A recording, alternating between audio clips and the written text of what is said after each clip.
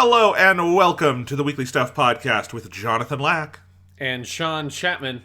We are here to talk about stuff this week on the show.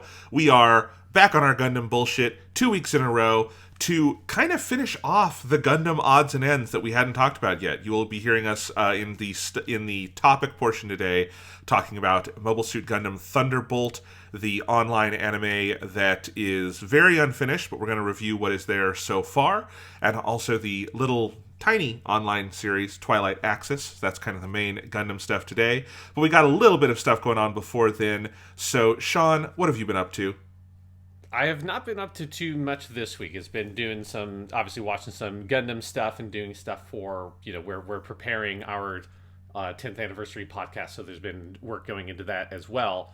And then this week, I have been hired for a job for the fall semester. And so a bunch of orientation stuff has been going on the past week.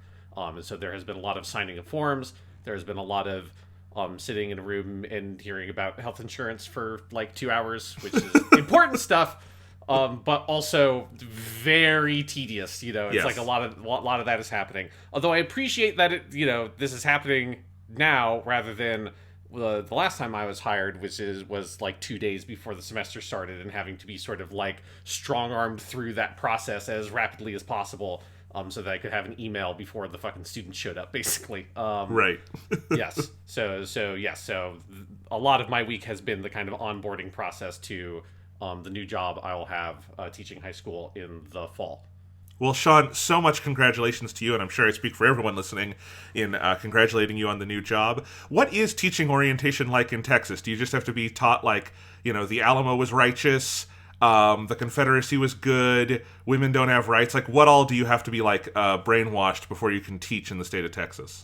So far, none of it has been any of that shit. It has all just been purely, hey, here's what health insurance is. Here's, like, and it's the thing of where, like, clearly, so this is, like, the first time since the pandemic started, as from what I can tell, that they have moved back to a lot of the orientation stuff is now in person again, but some of it is, like, the online version they did last year, and some of it is, like, the old original, like, in-person version of it, and it kind of feels like I've done it twice, because they kind of, had me do all the forums online, which worked great, and then they're like, and now you have to come into this building and do this, and go do this thing over here. But yes, it has just entirely been like crossing T's and dotting I's. There's a lot of stuff. 401k stuff too, I'm guessing. Yes, like all that kind of stuff. Yes, there's a lot of need to learn about the TEKS, the TEKS, the Teaching Essential Knowledge and Skills, which is what they call the Texas state standards. For people who don't know anything about education stuff in terms of like secondary education, every state has its own version of its sort of educational standards, which are kind of like fluff. It's a thing that like state legislatures passed so that they feel like they're doing something. And then there is like the Common Core state standards, which is the like federal version of it that's no states, as far as I know, like follow to the letter but take under advisement. But everything is like slightly different. They have a different standardized test that is called the STAR test, STAAR. I have no idea what it stands for. But one thing, the impression I've gotten... State of Texas aptitude requirement. The aptitude and abilities requirement or something. It's some sort of something or other. I'm gonna look up while you talk and see if I got it right. Okay. Because, the impression I get being in like the beginning of this onboarding process and the research I've done is that Texas very, very much likes to do its own thing for everything, and it likes to have its own unique acronyms for everything, and it doesn't use as much of the kind of more standardized systems I'm more familiar with in Colorado, which in Colorado it was like, there was some stuff that was original, but a lot of it had moved to like using the MAP test, which is a big sort of standardized test that I think Pearson administers and that kind of stuff. And Texas seems to avoid doing that when at all possible, outside of stuff like the ACT and SAT that obviously they're going to do. But all of the secondary level stuff is all like very unique and particular. So I'm not looking forward to having to relearn all of that kind of shit per the Texas system, but that kind of is what it is. So it's STAR with 2 A's, and it's the Yes. State of Texas Assessments of Academic Readiness. Not as silly an acronym as I thought it would be. That's a pretty sober acronym. Yes, although clearly an acronym that was reverse engineered from what they wanted it to be, like Yes. like the TEKS, TEKS. Yeah, it's teaching as I'm sure, like with most jobs, it's a lot of it in the administrative side is just learning a bunch of new acronyms. And I'm sure I'll be like 6 months into the job, and then all of a sudden all of those acronyms will have become outdated somehow, and I'll have to learn new acronyms, which is what happened at my last teaching job, where it was like, oh, we got a different superintendent, so we gotta switch it up. It's like the new superintendent wants new acronyms, so we gotta learn new words Oh for my the same God. shit. Is very much the way that kind of stuff goes. Well, Sean, I think your career goal should be to run for superintendent on a no acronyms platform. Exactly. I think we should just communicate entirely through purely abstract symbols that aren't even connected to a language. Fuck acronyms. Let's go as far in the opposite direction of acronyms as possible. We should communicate entirely through interpretive dance. This is my platform to be superintendent of this is part of the other thing is I don't even know like all like the names for all the fucking school districts. Like everything is different, obviously. So it's like everything I know about the like administrative level fuckery is all different, and that's like the part I'm least excited about having to tackle. Well, teaching in Texas. Because like in Colorado, I mean, you were teaching in the district you grew up in, so like Yes. you were hyper familiar with all of that. You and I have been to Wheat Ridge High School where you worked and like done stuff as kids, like so. It's stuff like that, and you'd never lived outside of Colorado before moving to Texas, right?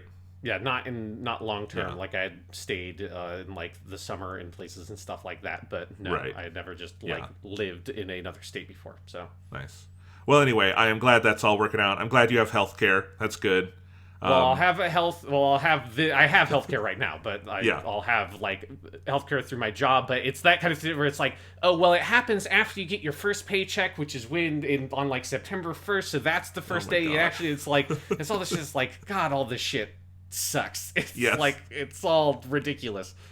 I know. Healthcare tied to employment is the craziest thing we do, and I know that because whenever you remind people who don't live in America about that, they're like, oh, right, that's the craziest thing you people do. And it is. Yeah, Yeah. it's weird.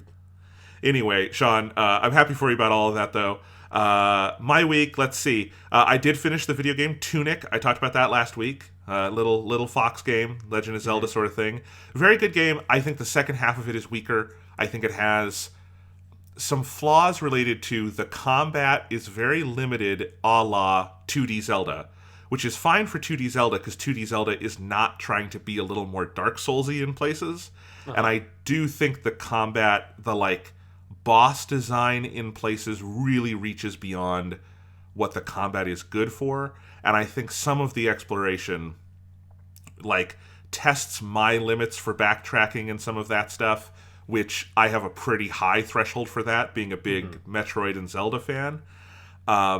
So I think the second half is a little weaker. It has some very cool stuff near the end, and it's still a game I would 100% recommend, especially because the cost of entry is either you have Game Pass and it's free, or it's like a $20 game. It's a great game to try, definitely. But like not quite as high on it as I was last week. But let's be honest, the thing you guys all really want to hear from me is, Jonathan, you finally finished watching all the Star Trek movies. Are you going to tell us about that? And yes, I will, but mainly this segment exists so Sean can make fun of me, because I did finish watching all 13 Star Trek movies.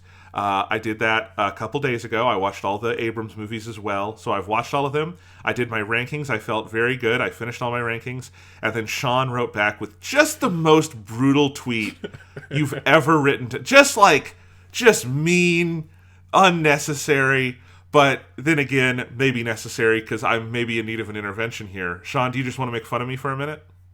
Yeah, I mean, just like the whole thing has been, you have for no reason at all been watching all these Star Trek movies. It was a thing that, like, I mean, it made sense when you were watching the good ones because you're just watching good movies. But then once you started moving on to watching the bad ones, I did have this moment of like, well, it's not like we're doing a podcast on these. Like, why I would get it if we had decided, oh, we're going to do a whole series of podcasts watching the Star Trek movies. Not a thing I'd be super interested in, but we could, we might do something like that one day. And I would get it then. it's the same reason why we watched Batman and Robin. But it would be like if you had just randomly watched like the fucking Batman 66 movie on your own without doing a podcast on it and thought, I'm going to keep watching all of the Batman movies, including Batman Forever and Batman and Robin. And in that scenario, I also would have looked at you, been, the fuck are you doing, Jonathan, with your life? Why are you watching these movies you know are bad? And yes, and you made your tier list. I wrote my tweet to you, which says, to show that it was grossly unnecessary to watch all of the bad Star Trek movies and in hopes of saving you from doing something like this again, I have also made a tier list, but without rewatching any of these movies. Please seek help in the future. And I gave you my tier list, which I wrote in about 3 minutes.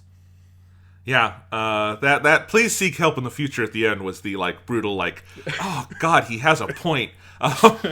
Is what was brutal about it. Should I share my rankings really quick though? Now that I am educated, I have watched all of them. This is super fresh. There are 13 Star Trek films. Let's go from the absolute dregs to a really good stuff at the top.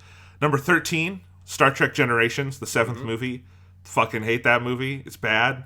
It's the one where Kirk dies falling off a bridge. Not the bridge of the Enterprise. That would be a good death for Kirk. No, this is, bad movie. We've talked about it.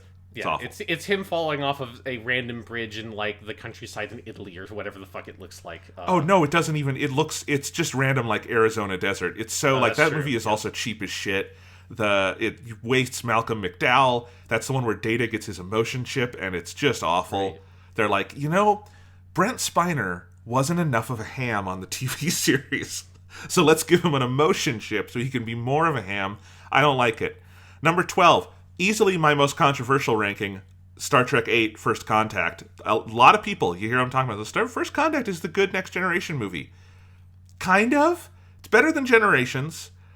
It's got some decent stuff because they basically tried to do Star Trek 2, but for Next Generation, where Star Trek 2 Wrath of Khan is... The first Star Trek movie had not been well received, so they're like, well, let's go back to basics, and they took an episode beloved from the original series, Space Seed, and made a big sequel to that. And so for Next Generation, they're like, okay, let's do the same thing. What's a beloved episode of Next Generation? Best of Both Worlds, the one where Kirk becomes a Borg, or Picard becomes a Borg. And indeed, that's a phenomenal episode of TV, and like, we'll do a sequel to that. But it's bad. It's the opposite. Wrath of Khan is like so good, you don't necessarily watch it and go, man, I need to go watch Space Seed. Maybe you do that because you want to see more of Ricardo Montalban, but it doesn't make you go, man, I wish I were watching the TV series. Mm-hmm. First Contact makes you just wish you were watching the TV series because it's better. Also, First Contact, no one ever talks about this. It's 2 movies without any linkage between them whatsoever. They get sent back in time by the Borg to when Ephraim Cochrane, played by James Cromwell, is going to make First Contact with the Vulcans. But then they split the team up, and you have Riker and Troy and LaForge down on Earth with James Cromwell doing their thing. And then you have Picard and everyone else up in space on the Enterprise fighting the Borg. Those 2 plot lines literally never converge. There's no relationship between them, whatever, at all. There's never like the Borg go down and are going to kill James Cromwell. There's none, like that's their ultimate plan, but they never do it. So it's just completely separate. And the stuff in space is so stupid because they're trying to do Moby Dick, but with Picard and being like, Picard wants revenge on the Borg too much. Right.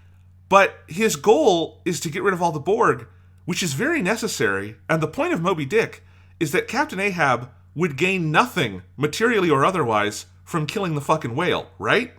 Like, yes, like Moby Dick isn't fucking Godzilla, like Moby Dick didn't come ashore in fucking England or whatever and just murder a bunch of people. He didn't like wash up on Nantucket and rip apart the entire countryside. He's just a big fucking whale. Yeah.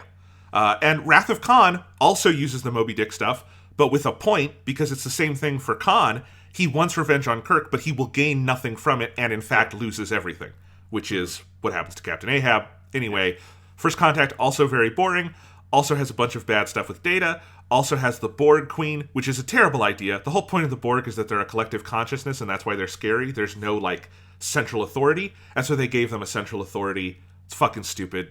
It's bad. 11 is Star Trek Insurrection. That's movie 9. This is a lot of people's least favorite, and I get it. It's got bad stuff in it. F. Murray Abraham is the villain here, and they somehow whiffed that so bad you don't even recognize it's him.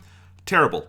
All bad, except This one was the only Next Generation movie written by Michael Piller, who was the best writer on Next Generation. He's the guy who came in and basically saved the show by being showrunner in seasons 3 through 5, oversaw a lot of the best episodes, wrote Best of Both Worlds and a bunch of the other best ones. And this movie had a very troubled production, and I don't think his script ever got to a great place. But there are moments where you go, oh, this is Michael Piller writing Star Trek, and it's good. And that alone makes it more to me, authentic than either First Contact or Generations. It's boring as shit, but there are moments where you're like, oh, I remember why I liked these characters. And that's better for me. Sure, yeah. I mean, I don't remember much about the specifics of the Next Generation movies, other than that Generations is terrible. Yeah. Yeah, no. I mean, I think I remember when I saw one of your tweet threads on these, you made the point that, is how I've always felt about the TNG movies in general, which is they just kind of feel like bloated versions of TV episodes. Yes. Instead of feeling like movies. And that's always one of the things that just, really... It's why I've never really gone back to them, is because I think they're just kind of boring. They are. They're not worth watching. Number 10 is Star Trek V, The Final Frontier. Star Trek V, The Final Frontier is the one directed by William Shatner. It's kind of unfinished. It doesn't work as a whole. It's got a lot of weird, bad stuff in it. And so I can't, necessarily put it higher. If I were just purely ranking these on how much I like them, though, it would go quite a bit higher because it is still the original series crew. They are still fun to watch. This one has some ambition to it that is unrealized, but gestures in interesting directions. I like the idea that Shatner had for this, of there being sort of a televangelist in space who is sort of creating a cult based on the idea of a god, and when they go to the planet of the god, it's actually the devil. That is a good idea for a Star Trek movie. It is not fully realized here at all, in part because the budget just got decimated while they were shooting, and you can feel it. This movie is kind of held together by duct tape and spit, but there's still good stuff in it. It's still the original cast. You can't be that bad with that. Mm-hmm. Star Trek 9, my 9th ranking is Star Trek 10, Nemesis. That's the last Next Generation movie. This is a lot of people's most hated, and I do get it. It's the only Next Generation movie that feels like a movie. It's the only one that has a cinematic scope to it, that feels like it had a cinematic budget behind it. It's directed by Stuart Baird, who did not ever direct a bunch of movies, but he's a very famous editor. Look up his list of credits, and it's crazy. And you're like, oh, okay, this is a guy who makes movies, and he knows what he's doing. He was also the only person in the writer, director, or producer role ever on these TNG movies who wasn't someone from the TV show, and I think that helps. The motion picture, the movies for the original crew all had people on them who were not people from the show, and I think that helped a lot. Like Nicholas Meyer, who made 2 and 6, was not a guy from the TV show. He was a movie guy. That helped. I think it helps with Nemesis. It's got Tom Hardy as Shinzon, who is Picard's Romulan clone. It's a dumb plot, but at least it's Tom Hardy, and he is an entertaining villain. This movie is very weirdly dark. The last half is just a massive action sequence that just is the most brutal and violent Star Trek thing I've ever seen. But it is at least memorable and kind of exciting. And I do think the thread through it of Data and his relationship with Picard and then Data's death at the end is good and makes me feel things. And that is more than I can say for the other TNG movies. And so here it is. Okay. That's pretty much it. That is the line. At that point, I think we then get into some better Star Trek movies. Because number 8 is Star Trek 11, also known as Star Trek 09. I called it Star Trek Babies on my list because that's what it is. It's the Abrams movie where you go back and all the Star Trek kids, they're cadets, and you guys know this movie. It was a big hit. I will say, going back to it, it's kind of a boring movie. Mm-hmm. It's got a great opening. That first 10 minutes that is the On the Kelvin with Kirk's dad, played by Chris Hemsworth, is the best thing J.J. Abrams has ever made, very easily. It's a just great 10 minutes of film. It's a great short film. It's got an amazing Michael Giacchino score. It's got amazing effects. It's very emotional. It's beautiful. After that point, I love the cast. I love, Chris Pine and Zachary Quinto, and especially Carl Urban and all the others. So there's a lot of good stuff there. The rest of it, I like. The plot in this movie is so dumb, and the movie moves so fast that you can kind of ignore it. But when you know it really well, this movie has, I think, the most contrived plot point I've ever seen in a film, which is the series of incidents where Spock inexplicably maroons Kirk on an ice planet, just as if that's something you're allowed to do in Starfleet. He just maroons Kirk on an ice planet. Kirk then gets chased by a monster and wanders into a cave where old Spock is waiting. Old Spock tells him the plot, and then they walk like 10 feet and meet Scotty, who they then figure out the transwarp beaming equation, which is stupid, and then they're back on the Enterprise. That is the dumbest thing I've ever seen in a movie. Yeah, I vaguely remember that, particularly Scotty just appears seemingly out of thin air. Yes. Yes. No, yeah. I remember feeling like that movie was entertaining. I haven't watched it since I saw it in the theater. But that it just, tonally is not at all what I'm, interested in for Star Trek. And and I think one of the things that was funny because these were the ones I was very curious for you to rewatch, because I am curious about seeing them again, but not enough that I actually want to watch them again. I just want to get the information of someone I know's opinions on things to reassess them. Because I don't think anyone's really gone back to these movies, even though they're fairly old now at this point in terms of modern films.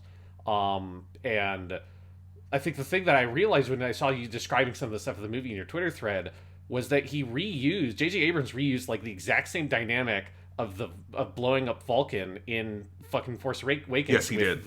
With Coruscant and all that shit. I was like, oh, right. I had totally forgotten that he blew up Vulcan in that movie, and it's the exact same issue of it is such an outsized, crazy thing to have happened in this pre-established universe that people know about and come in with certain expectations.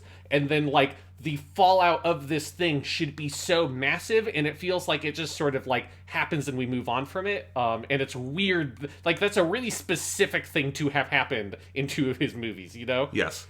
It's only something that Spock is sad about, and that's it. It's never realistically, the fall of Vulcan would be the end of the Federation, so yes. There's a ton that you would get into, but even if you ignore all that, all they actually needed to do was kill Spock's mom, because that's all he's actually sad about, is that his mom died in front of him. But you didn't have to kill all the Vulcans to kill his mom, right? It's so dumb. And killing his mom is also bad, but yeah, it's fucked up. So yeah, that movie it's fine, but it annoys me. Then I've got at number 7, possibly the most entertaining Star Trek movie, Star Trek Into Darkness. If you have not revisited Into Darkness recently, I absolutely implore you, either go rewatch it or look at my Twitter thread where I uploaded a bunch of video clips, because this movie it's terrible. It's batshit. It's probably not as good a movie as the one right before it, but it is so wild. It is so unhinged. It is a basically 9/11 trutherism conspiracy fever dream that ends with a giant ship crashing into San Francisco and demolishing the entire city, and no one ever mentions it. It is an insane movie. What they do with Khan and Benedict Cumberbatch, who is so miscast, it is an awful performance by Benedict Cumberbatch that you just feel for him, because he clearly has no direction on how to do this character. There's so much bizarre character stuff in it, but at the same time, it is a better directed movie than the one before it. It's got, I think, the best action scenes Abrams has mustered in one of his sci-fi movies. It's just balls to the wall insane. It is probably the most entertaining thing J.J. Abrams has ever directed. It has nothing to do with Star Trek. It's so out there, but I kind of had to put it at least here because, Jesus, it's fun to watch. Yeah, seeing some of the clips, I had forgotten most about Star Trek Into Darkness. I feel like my prevailing memory was the the switch with the Wrath of Khan shit at the end of the movie, where they have Kirk die, quote unquote, instead of Spock. And the most hilarious marketing campaign of everybody seeing the trailer for the first time, being so Benedict Cumberbatch is playing Khan in this movie, right? And everyone, and then being no, what? No, that's crazy. God, no. That, it would feel racially weird if we had a white British dude playing Khan Noonien Singh. It was already sort of racist at a Broadway when we had a Mexican actor play Khan Noonien Singh. But it's even worse if we just had a British dude do it. And it's that would just be why would we do that? Why would we invite direct comparisons with the most beloved Star Trek movie of all time? That would be absolutely insane. And then everyone's okay, he's definitely Khan though. And then everyone watched the movie, And then you have the scene, and this was probably the funniest scene of, because you posted the clip Yes. in your Twitter thread, of the moment where the bomb drops.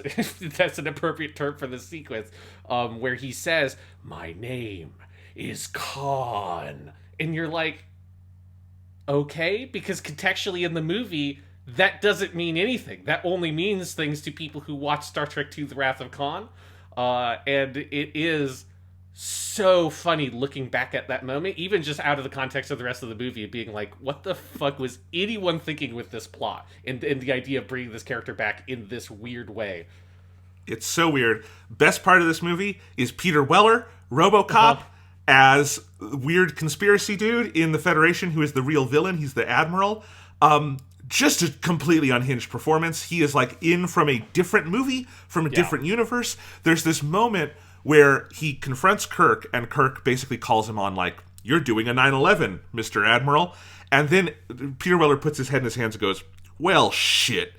I didn't want you to know that." And it is unbelievable. I had to like rewind that 5 times because his, well, shit. It seems like improvised. It's so weird. I love it. Yeah, it almost looks like he broke character or something. Yes. You know, it's just like he's like threw the script away. It's like, I'm just gonna, I don't know what my lines are. I don't know what the plot is. I'm just going to react in the moment to the things I hear. And that reaction is, well, shit. Yeah. So, okay, Into Darkness is the best of the worst movies. From this point on, all the movies are good.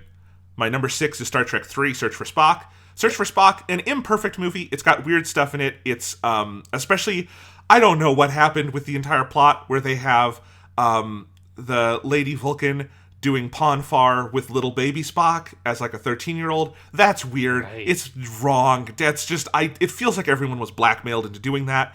But you have Christopher Lloyd as a Klingon. That's incredibly fun. He's great. And I think you have the entire just team dynamic of the crew coming together in the wake of Spock's death, just jumping into action because they know they have a chance to save Spock, and they have to do this for McCoy as well. And that team dynamic is just so much fun in this movie. This one and 4 were directed by Leonard Nimoy, and Nimoy was just very generous in making sure every member of the cast had big things to do. And I think you see that a lot in this one. Particularly the big sort of heist sequence at the beginning where they steal the Enterprise is just a ton of fun. And then the ending on Vulcan when they bring Spock back is a very emotional, like, beautiful scene. So, still a good movie, even if it has some weird, bad stuff in it. I've always really liked Star Trek 3. Yeah. And, you know, it's definitely not as good as, like, the best Star Trek movies, but I feel like that movie sometimes gets unfairly maligned in the like thing that people say of like, oh, it's like every other Star Trek movie was the good one or whatever. It's like Star Trek 3 is a very good movie. Like, it's not an amazing movie. But yeah, I think everything of like the ending is amazing. Like the Enterprise blowing up, like all that stuff is so good. That is one of the best scenes ever. William Shatner, I think, kicks ass in that movie. Like, it's just some of the best Kirk shit. You know, like, you Klingon bastards, you killed my son. Like, all that stuff, like, he just nails that movie, and he gets so much good material. I think it's like the thing you're saying with, like, Nimoy is very generous, and I feel like he's, like Kirk just gets so much room to do cool and, like, interesting stuff in that movie. So, yeah, I really like Star Trek 3 a lot. Yeah, it's great. Number 5 is the original Star Trek, the motion picture. Imperfect movie. Does not have a ton of great like character stuff. Its plot is pretty simple. It is mostly a movie about watching people sort of be in awe of the special effects. And that would probably fall apart if it wasn't legitimately some of the best special effects in film history. It's Douglas Trumbull doing, I think, work that is on par with 2001. And I think what this movie is going for in sort of a version of the awe of space travel is something that's always been there in Star Trek, but I don't think has ever been tapped into as powerfully as in this movie. So for whatever other weaknesses it has, I think it is very interesting. I am curious to revisit the director's cut, which has recently been remastered. I have not seen that version yet. It might rise seeing that, because I know, you know, the motion picture was unfinished in theaters. Basically, Robert Wise, the director, brought the reels to the theater after working on them earlier in the day. I mean, that's how that movie premiered. And so the director's cut was a very real, like, he came in and finished the movie. So I'm curious to see some of that. I still love it. It does have a really good sort of Kirk, Spock, McCoy core to it, especially around the middle. Spock's sort of character arc where he is trying to go, to the place of full logic at the beginning of the movie, and so he's very cold. And then in the middle, he has this revelation from V'ger and realizes the importance of human bonds, is very beautiful and wonderfully played by Leonard Nimoy. And I wish the movie had a little more of that sort of humanity in it. But it is still, I think, one of my favorite Star Trek things. Yeah, no. I've said before, this is how I have it ranked on my tier list. Is like, this is the one I really want to watch on 4K Blu-ray. So, yeah. My number 4 was Star Trek Beyond. It was a pleasant surprise in theaters. It's a pleasant surprise again. That is just... they have basically, since the Next Generation movies, been trying to figure out how do you blend Star Trek with sort of the demands of modern tentpole IP filmmaking. Sort of a little more action-heavy, a little more sexy, all of that kind of stuff. And I think the Abrams movies go way too far in one direction. And Beyond is really successful at this, in that it is, at its core, just absolute classic, like from the tap Star Trek. I think it gets the characters just nailed. It is the exact kind of story that you would want of... It feels like something you could do on the original series, but it's heightened because it's in a movie, so it's got bigger stakes. But then when they do the action, it's very fun, it's very big, it's something you wouldn't get in classic Trek, but it feels like it's in character for what they're doing. It is still a movie about, these very smart, competent experts trying to problem solve and doing it in creative and interesting ways, and not just by the seat of their pants. And then it has the amazing scene at the end where they fly through an enemy fleet, just feeding it to the Beastie Boys song Sabotage, which is insane, but also like so rooted sort of in how they've characterized everything that it works 100%.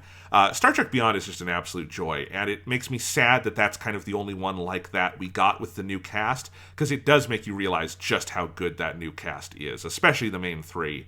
They finally in this one gave a lot of scenes to Zachary Quinto and Carl Urban to have Spock and McCoy together, and they're so perfect. They're so good, and it's so weird that the Abrams movies basically ignore that very crucial character dynamic. Yeah, that's what I remember of Beyond, and I do want to rewatch that one because we did a podcast on it when that movie came out. Was new, yeah. And we both really liked it a lot, and yes, that was. I remember that feeling of like that the cast for the Abrams movies was fucking great. It's just like the movies themselves didn't feel like they used those characters appropriately in a Star Trek kind of context, and particularly Bones was always just like horrifically underused in Star Trek and Into Darkness. And it's a bummer that like I wish that Beyond was basically what Star Trek 2009 was, yes. And that like that was like the first one, and then you got a bunch of sequels from that, rather than it feeling like these modern Star Trek movies trying to kind of figure it out. They nail it with Beyond. Beyond isn't like a huge box office success, even though it's the best of those movies. And then it's like, and then there's just been like whatever like sequel, like the fucking maybe Quentin Tarantino will do one or whatever, and that's been like some weird development hell for fucking ever now. Yeah, it's too bad. It was, I think one of the key decisions here is they had Simon Pegg and a guy named Doug Young write the script, and like two genuine Star Trek fans. Simon Pegg also just a phenomenal storyteller and writer, in addition to being a great actor and a great Scotty. And so it's a really good script. And then it's Justin Lin, who is the guy who did all the sort of beloved Fast and Furious movies. And it's not that just that Justin Lin has fun action bona fides. He's a great director of ensembles. That's why his Fast and Furious movies work. He wants to kind of give room to all the characters, and that is something that I think differentiates him from Abrams. So it is just a manifestly better movie. Yeah. Then my top 3 are the obvious ones. This is the upper tier. These are the best 3. I will broke no fucking dissidence on this. Number 3 is Star Trek IV: The Voyage Home. It is incredibly funny. It is just so light on its feet. Something I realized rewatching this movie gets off like a fucking bullet out of a gun. Like, it is so fast in terms of establishing its plot and getting down to business while having all this fun character interaction and some very good sort of like lightly threaded character themes. It's just a terrific piece of entertainment, and the only reason why it's at number 3 instead of 2 or 1 is it's slightly less substantial than the other two, but it's just as good in a bunch of ways, including this is, if you just want to hang out with the original crew, this is the best piece of Star Trek ever made for just hanging out with those 6 characters. Yes, yeah, 100%. Yeah. Then at number 2, Star Trek VI, The Undiscovered Country, the one where the wall comes down in space, which was the pitch for this movie, is it's a Cold War narrative, end of the Cold War narrative, but in space, about how the Federation became friends with the Klingons, which actually is a cool story to tell because that's a major dynamic in The Next Generation and all the shows in that era. And then you also get to play on Kirk's hatred of the Klingons that kind of comes up from Star Trek 3. You have a bunch of great character stuff in this. You know, for the middle of the movie, Kirk and McCoy are off in space prison, and so Spock is basically being captain of the Enterprise, and some of Leonard Nimoy's best material. I love all of that. This movie and the number 1 are both directed by Nicholas Meyer, who does the thing I always want out of Trek, which is naval narratives in space, and it's just very, very good at that. There's a real... You know, my favorite pieces of Trek are the ones that are sort of competency porn, which is where, like, you have really competent professionals doing, like, hard jobs and figuring out problems. And Undiscovered Country has, like, the best of that stuff ever. There's so much fun stuff on just, like, we're facing an impossible problem. Let's logic our way through this. And there's so much fun stuff. The final space battle in this one is, I think, the best they've maybe ever done. It is so cool. Great movie, only surpassed by Wrath of Khan, which is a perfect movie. Yeah. And I don't know if I need to say more about it. We've said a lot about it over the years. It's amazing. It still is. It holds up 100%. Very good. Yes, on my tier list, Star Trek II: The Wrath of Khan is at the top with the category just labeled Star Trek II: The Wrath of Khan. Because it's just like that's... If you're making a tier list of Star Trek movies, it kind of has to go that way. Yeah, it's an amazing movie, an amazing sequel. Kind of a model for how to, like... I think it do something like this, of like how does Star Trek work on film, where it feels like Star Trek, but it also feels like a movie, right? Yes. And it's got movie level stakes and character arcs. That's how you do it. So that is my ranking of the 13 Star Trek movies. There you go. I made content out of it. See, Sean, it wasn't useless. Exactly. We were productive. You know, the instructions of the capitalist society in which we live that demands that we must make product of our entertainment, we have satisfied.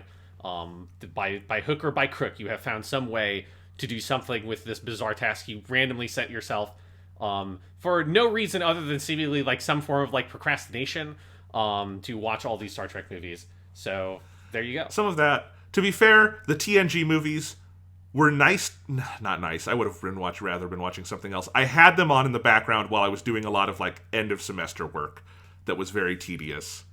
But, you know, I have to say, doing tedious work while watching tedious movies is not a great way to spend an afternoon. No, yeah, you could have put, like, something good on in the background, maybe some nice music, maybe, like, a funny YouTube video or something, you know, a live stream. You could have put out a movie you like a lot and have seen a bunch, so you don't really need to pay attention to it. Like, there's so many choices you could have made to make that a better experience, and for some reason the choice you made was, I want to watch all the really bad Star Trek movies while I do this thing I don't really enjoy doing. You want to talk about Gundam? Let's talk about Gundam.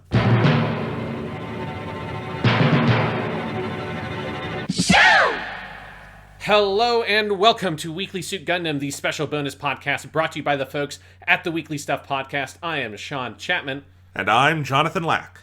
And we are here on our road towards the 3rd anniversary episode of this podcast, where we have a couple of little gaps we need to fill up. So for today's episode, we are taking a look at two things we have already seen before, but we've never done dedicated podcasts on, and that is the Mobile Suit Gundam Thunderbolt anime, both sort of seasons or whatever of the online animation that were edited into the movies, December Sky and Bandit Flower, and then also the other ONA original net animation of the period around 2017, which was also edited into a little kind of short film, which is Mobile Suit Gundam Twilight Axis. So we're going to be taking a look at both of those on today's podcast. One of those things is very good. One of those things exists. Oh, I'm curious. I actually like both of these things. So really, yeah, Twilight Axis is vestigial, I think, is probably how I would describe Twilight Axis's existence. It's interesting in concept, and I'm sure probably the novels that it's based on are very good, but it is 600 pages of a novel series adapted into a 25-minute animated short. Yes. Well, we'll talk about that, and, you know, Thunderbolt is very good, but I have to say, let's put our cards on the table here, Sean. Yes. Thunderbolt is an unfinished anime. They did 2 seasons of the ONA into 2 movies. Those are based on volumes 1 through 7 of a manga by Yasuo Otagaki. And that manga has been ongoing. It's at 20 volumes now. Otagaki says he's near completing it, but we're not sure when that's going to end. So it is very unfinished. I have not read the whole manga, but I've read all the manga up through where the anime ends and then a little beyond that. Have you ever read the Thunderbolt manga? I have not read it in detail. I did so when we did, because we talked about Thunderbolt briefly. I think it would have been episode 6 of the podcast. It was every episode that you went fucking Gundam crazy after we finished the first sort of chunk of this show where we watched the original series. And you just said, I'm just going to go insane and watch all these OVAs and stuff in the Universal Century. And that was also not that long after, relatively speaking, Bandit Flower had come out, because I don't think I had actually seen Bandit Flower, because that came out in 2017. And so I watched that, and that just kind of stops. And so I did start reading the manga a little bit. I remember reading the beginning sections and feeling like, I don't know, because I had just rewatched the anime. I was like, I don't know if I want to reread all that story, even if there is a lot of stuff that was kind of skipped over. And then I just kind of skipped to where the anime version left off and started reading from there, but I kind of wasn't really hooked on it fully. So it's like I liked what I read of the manga, but I think because I had just rewatched the anime, it made reading the manga like hard, because I didn't really want to just reread all the story I had just seen animated, but also it was hard to skip to the stuff that had been where it would continue on, because so much stuff was skipped in how it was adapted. So I think I just should have waited longer before I started to try to read it. Yeah, I will say right now to anyone interested in the manga, you have to read the whole thing. You could not start at volume 8 because that's where the anime leaves off. Just way too much is cut. You would not understand sort of the syntax of the manga. It is very out there. It is a very different kind of manga than anything you might have read before. You do have to go through the whole thing. I am a huge fan of the manga. The manga Gundam Thunderbolt is one of my favorite Gundam things. If I were to tier rank it, it would be in one of the top tiers. I think it is a phenomenal work of art. The anime, I loved it the first time I saw it. Revisiting it now after having, I've read that stretch of the manga multiple times. I really love it. It's a very troubled adaptation, I would say. It does some things just phenomenally well, like the music, which is all a thing that is called for in the manga, but obviously you have to invent for the anime, and they do that phenomenally well. Some of the animation is very nice, but it is fundamentally an anime that is moving through 7 supersized volumes of manga, because they're 250-page volumes, not 200. Is moving through 7 volumes of manga in about 2.5 hours, and that is an impossible task. And you, especially if you've read the manga, there is just so much missing. It kind of feels like, I don't know, maybe like Ralph Bakshi's Lord of the Rings or something, of just this is moving at a clip and with kind of an unevenness that, for its flashes of brilliance, is hard to fully enjoy. So I'm of kind of two minds on the anime, but I'll have a lot to say kind of in comparison, because there's some interesting stuff if you've only seen the anime to talk about here. But yeah, that is kind of my cards on the table for Gundam Thunderbolt. Yeah, and I think, again, I didn't get hooked into the manga, and I think there was some stuff about the manga from what I remember. Again, this is 3 years ago, so I don't remember a lot about it, but it didn't totally grab me. And I think rewatching the Thunderbolt OVAs or ONAs or whatever, however you want to label these, is one of the rare times on this podcast that I do think my estimation of them has decreased on rewatch. Because I think the thing with specifically the anime is, I think you could take Gundam Thunderbolt and you could just rename it as Cool Gundam, because that's what this is. This is Cool Gundam, right? It's Gundam with the jazz, and it's got all the craziness and the really fiddly mechanical details of the mecha, and really cool action, and it's just kind of crazy. Particularly the first one, December Sky, which I think is quite a bit better to me than Bandit Flower. And that stuff is very cool, but I think it struggles with trying to find some of what might be the deeper character or theme stuff that's in the manga, or whatever it is that would give it, I think, a little bit more kind of heft, rather than this more surface level, very enjoyable experiential thing of just kind of getting into the flow of it and enjoying it.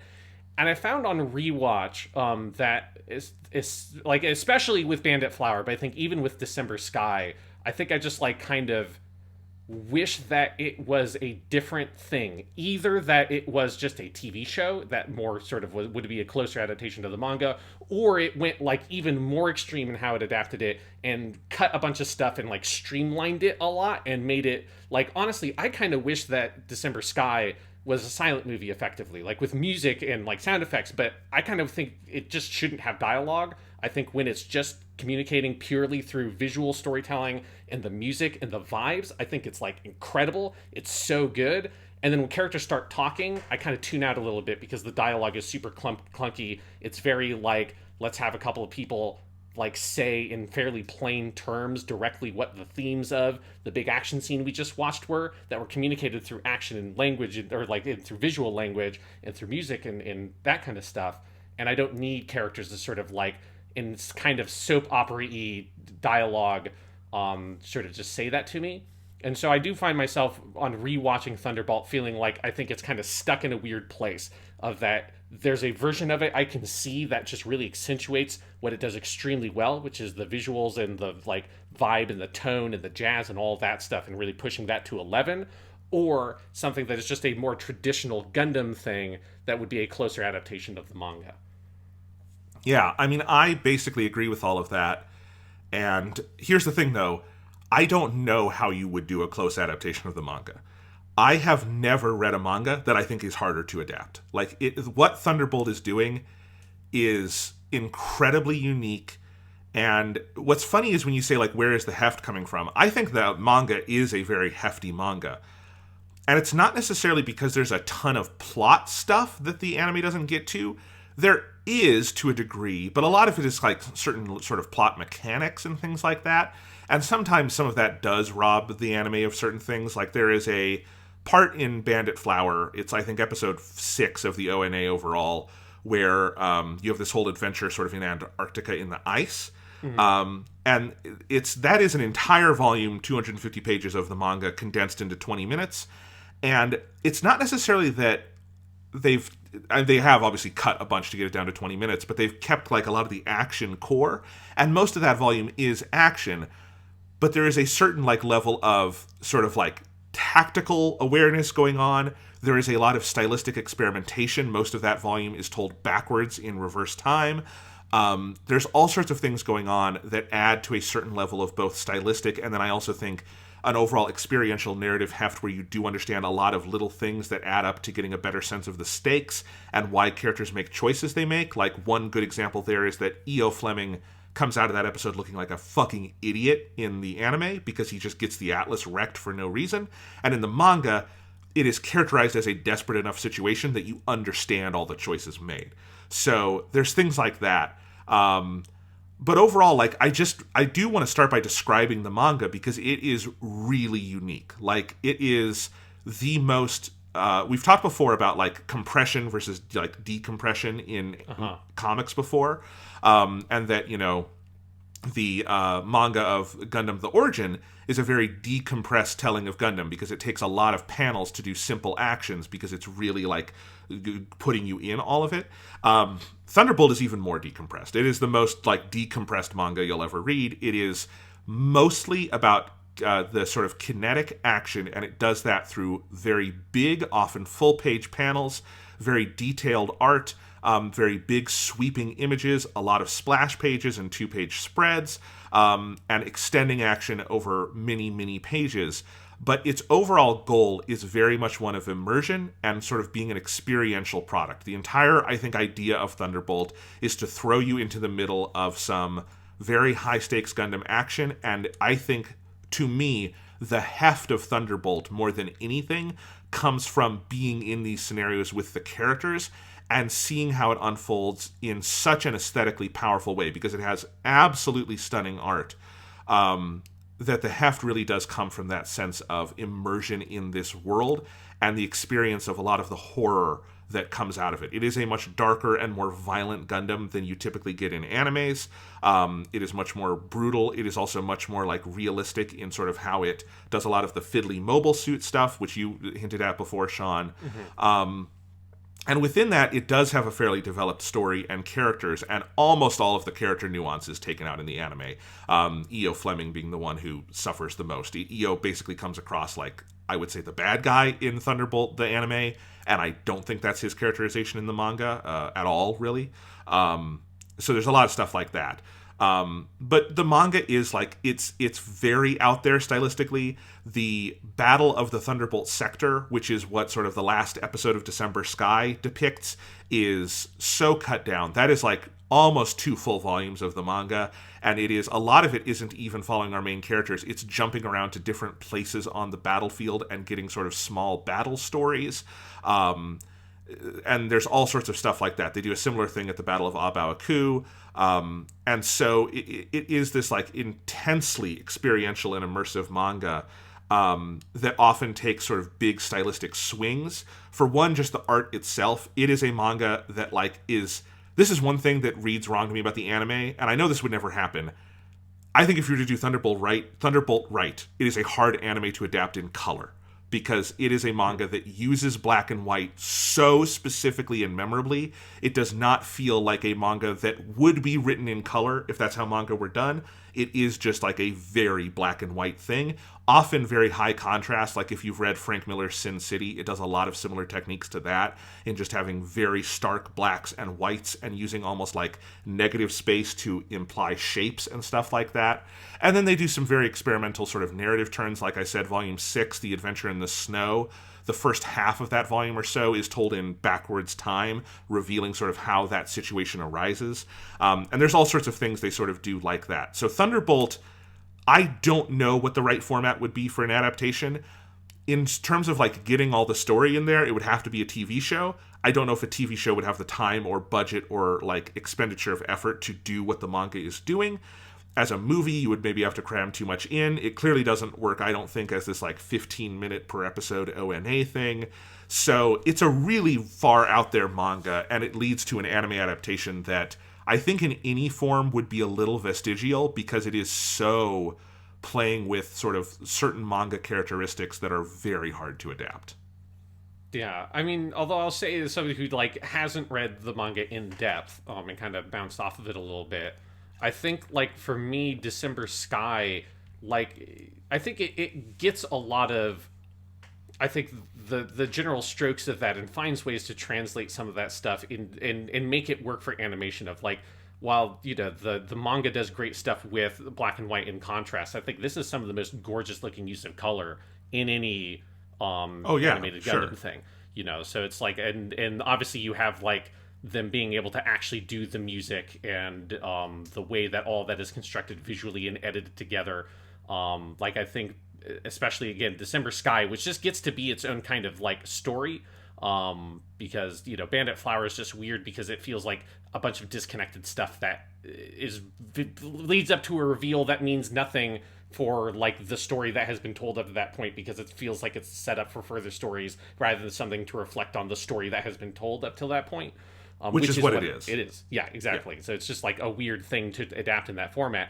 But December Sky, I think, is like fairly successful. The only problem is that, like, it's got all of these kinds of weird character moments that to me feel too soap opera-y.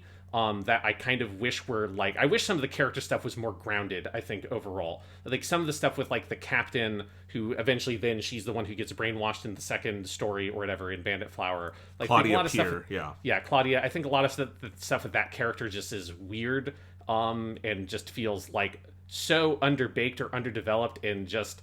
And I don't know, the, like, her fucking doing drugs or whatever in her office and EO coming in and slapping her, it's too melodramatic for me, for, like, the rest of what the series is doing. And it's similar to the, like, engineer lady on the Xeon side with Daryl, and particularly in Bandit Flower, her becoming catatonic, or not catatonic, but her losing her memory and reducing to the state of a child psychologically. Like, some of that stuff is, like, too out there for me, and I think it does that a bit too much with, like, the human drama, that maybe if I had read the, like, manga all the way through in context, those moments might work better, like, embedded in a, like, that storytelling. But certainly for, like, the anime, I think that is, to me, the thing that kind of stands out the most, is, like, getting in the way of hitting the flow and the vibe and the tone of what Thunderbolt does. Because when you get into the flow of things with Thunderbolt, it's like so ecstatic, and then you kind of stop for these very kind of clumsy soap opera-y melodramatic character moments that don't, to me, jive with the rest of what the animation is doing.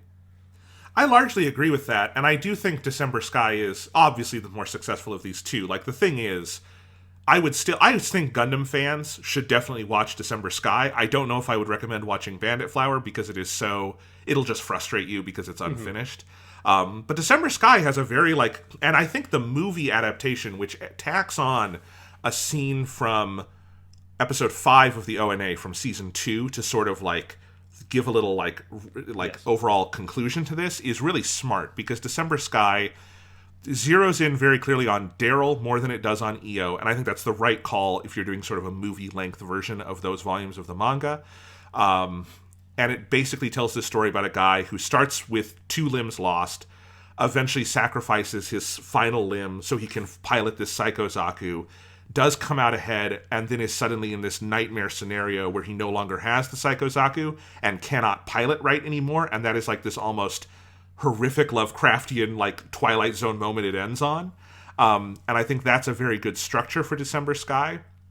And obviously, when this show is, like, fully going, and it has the jazz or the pop music, and it is doing these big imaginative, like, full-bore action sequences, and it is just purely kinesthetic, it is transcendent. It is a very, very good version of that, you know?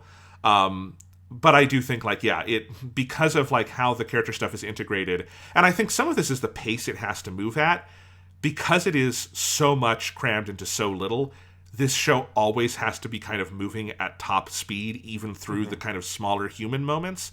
And so I think it does make things feel dissonant in a way a manga doesn't, because the mangaka can kind of, I mean, one, the reader determines how fast they read, but also the mangaka can, like, speed up and slow down a little more specifically, and I think Otagaki is very good at that in the manga.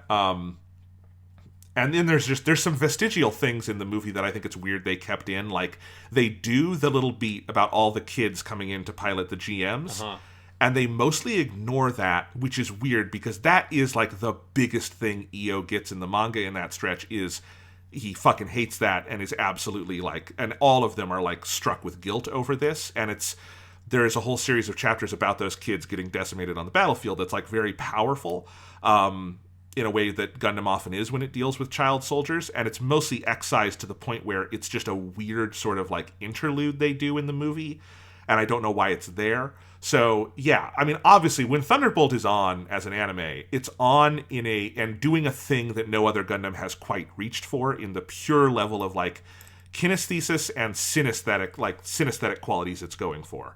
But I do think it's an inevitably awkward adaptation. Yeah, and I think that's what leads me to feel like I wish they just went more bold with the adaptation and just kind of said, hey, this is going to end up being something so different from the manga by necessity. Let's just lean into that and kind of just make it totally its kind of own thing and its own version of the same kind of germ of a story. But before we get deeper, I do want to touch a couple of other things about the general background. I think we've kind of hit on some of the broad background stuff. But obviously it's based on the manga written by Yasuo Otagaki, who started writing it in 2012. I think one thing that was interesting, I was digging around on the Japanese Wikipedia, kind of curious about where it started. And Otagaki was actually approached directly by one of the editors for the magazine Big Comic Superior, which is where it is published in, which is a seinen magazine. So I think people are generally familiar with shonen, right? Like Shonen Jump and like Shonen Anime. But seinen is another sort of category, meaning basically like young, like adult. Well, I'll just say like adult probably is like the easiest translation of that. Specifically adult male. So it's like aimed at an older audience. So that's where you get the like drugs. That's where you get the violence, and that kind of stuff. So it's very specifically not a shonen style manga. That's also why, all the characters get to be actual adults instead of being adolescents, because it's like, not to say that you can never have a shonen manga thing that has adults as the main characters, but it's fairly uncommon. It's much easier if you want to do a seinen thing and you want to have adult characters, you can pitch that. And Otagaki Yasuo has been manga who's worked on a bunch of stuff since the 90s, and most of it all is in the kind of seinen demographic, generally speaking. And one of the main things, and one of the main reasons he was approached, is that his biggest other series is a series called Moonlight Mile, which serialized, generally speaking, from the early 2000s to about 2012. And it went through, from what I understand, it went through multiple story arcs and kind of like ended on a major story arc and kind of stopped. And then he went off to work on Thunderbolt, and he's actually started doing Moonlight Mile up again, which I think is one of the things indicating that he's getting ready to sort of finish Thunderbolt Gundam, because he's going back to Moonlight Mile. But Moonlight Mile, I haven't read any of it, but from what I understand about it is a very kind of, that's where some like the finicky like mecha type stuff comes from Thunderbolt. It is set basically in the contemporary world, and it's focused on space travel type stuff, but actually realistic space travel. So it's like space shuttles, the International Space Station, that kind of stuff. And it's about these two characters wanted to become astronauts, and like their journey through that process, involved with like the nitty gritty details of the mechanics of a lot of that stuff. And from my understanding, it also is like a lot more comedic overall than something like Thunderbolt is. But he worked on that for a long time. Then he was approached to see if he wanted to do something in the kind of Gundam universe.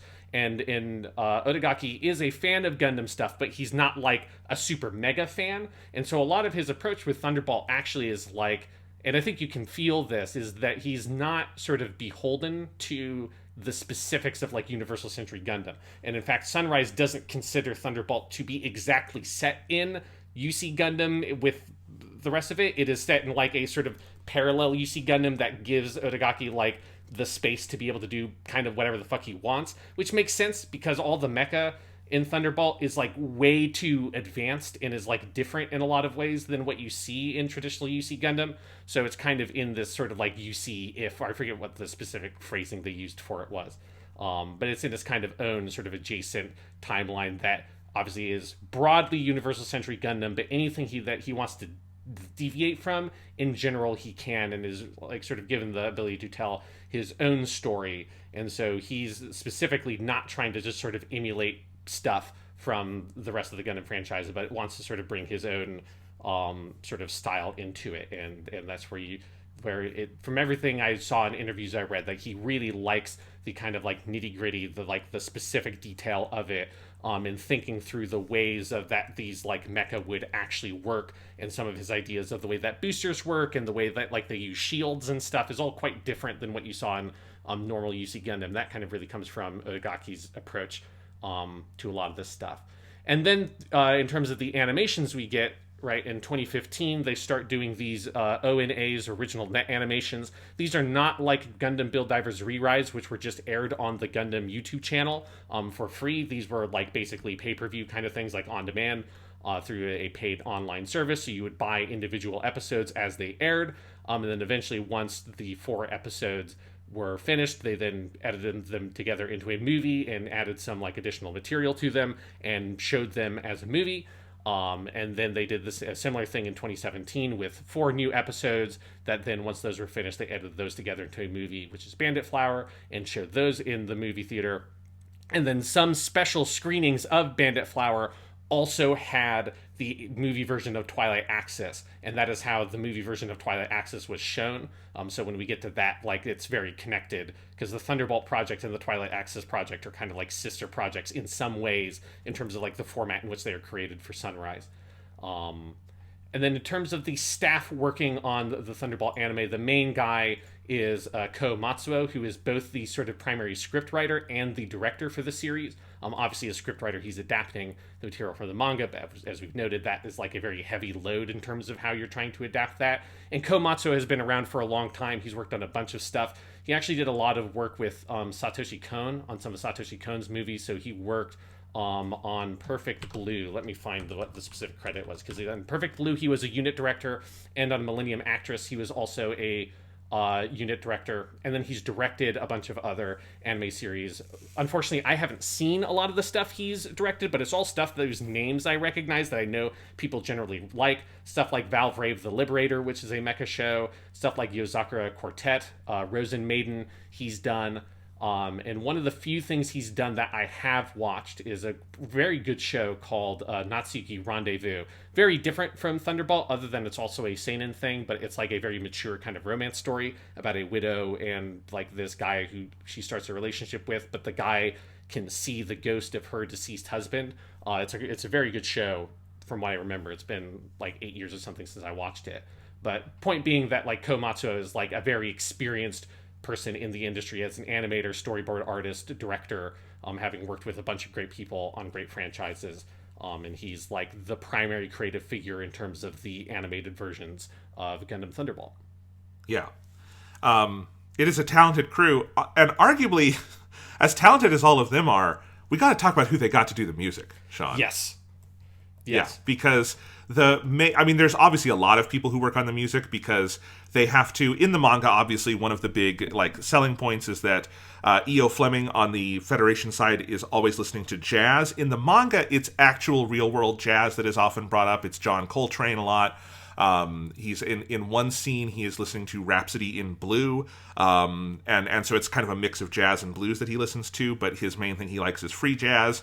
And then Daryl Lawrence on the Xeon side is always listening to basically oldies and love songs, and those are all fictional songs in the manga that the mangaka has written lyrics for that kind of play over scenes as a commentary on them, and then they invent sort of pop songs and oldies for the anime. But the main composer on the anime is Nariyoshi Kikuchi, who is probably best known to people as a member. He is one of the saxophonists in the band Seatbelts that did the score to Cowboy Bebop, possibly the best TV score of all time.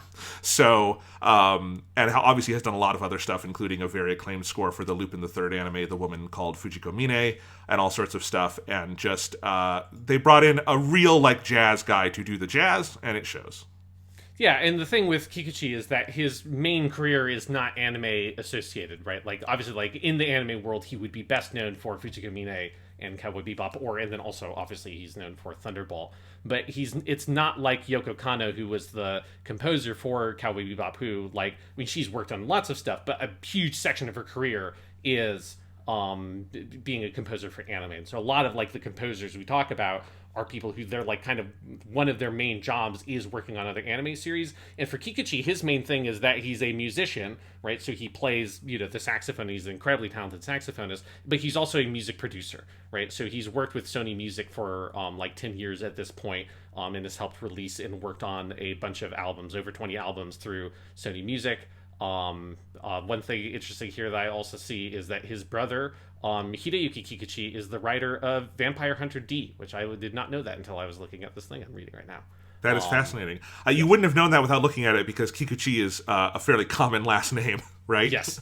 Yeah. But yeah, so Nariyoshi Kikuchi, it makes sense that they got someone who's not like strictly centered in the anime world, because I think super important for Thunderbolt is that it doesn't sound like anime music. It sounds like jazz, and it sounds like sort of like 1950s kind of pop ballad stuff, which is a lot of the kind of stuff that Daryl listens to. And so getting someone who's more kind of in that world and less in the anime music world is really, really important. And it's one of the best parts of the Thunderbolt anime experience is just how incredible the music is.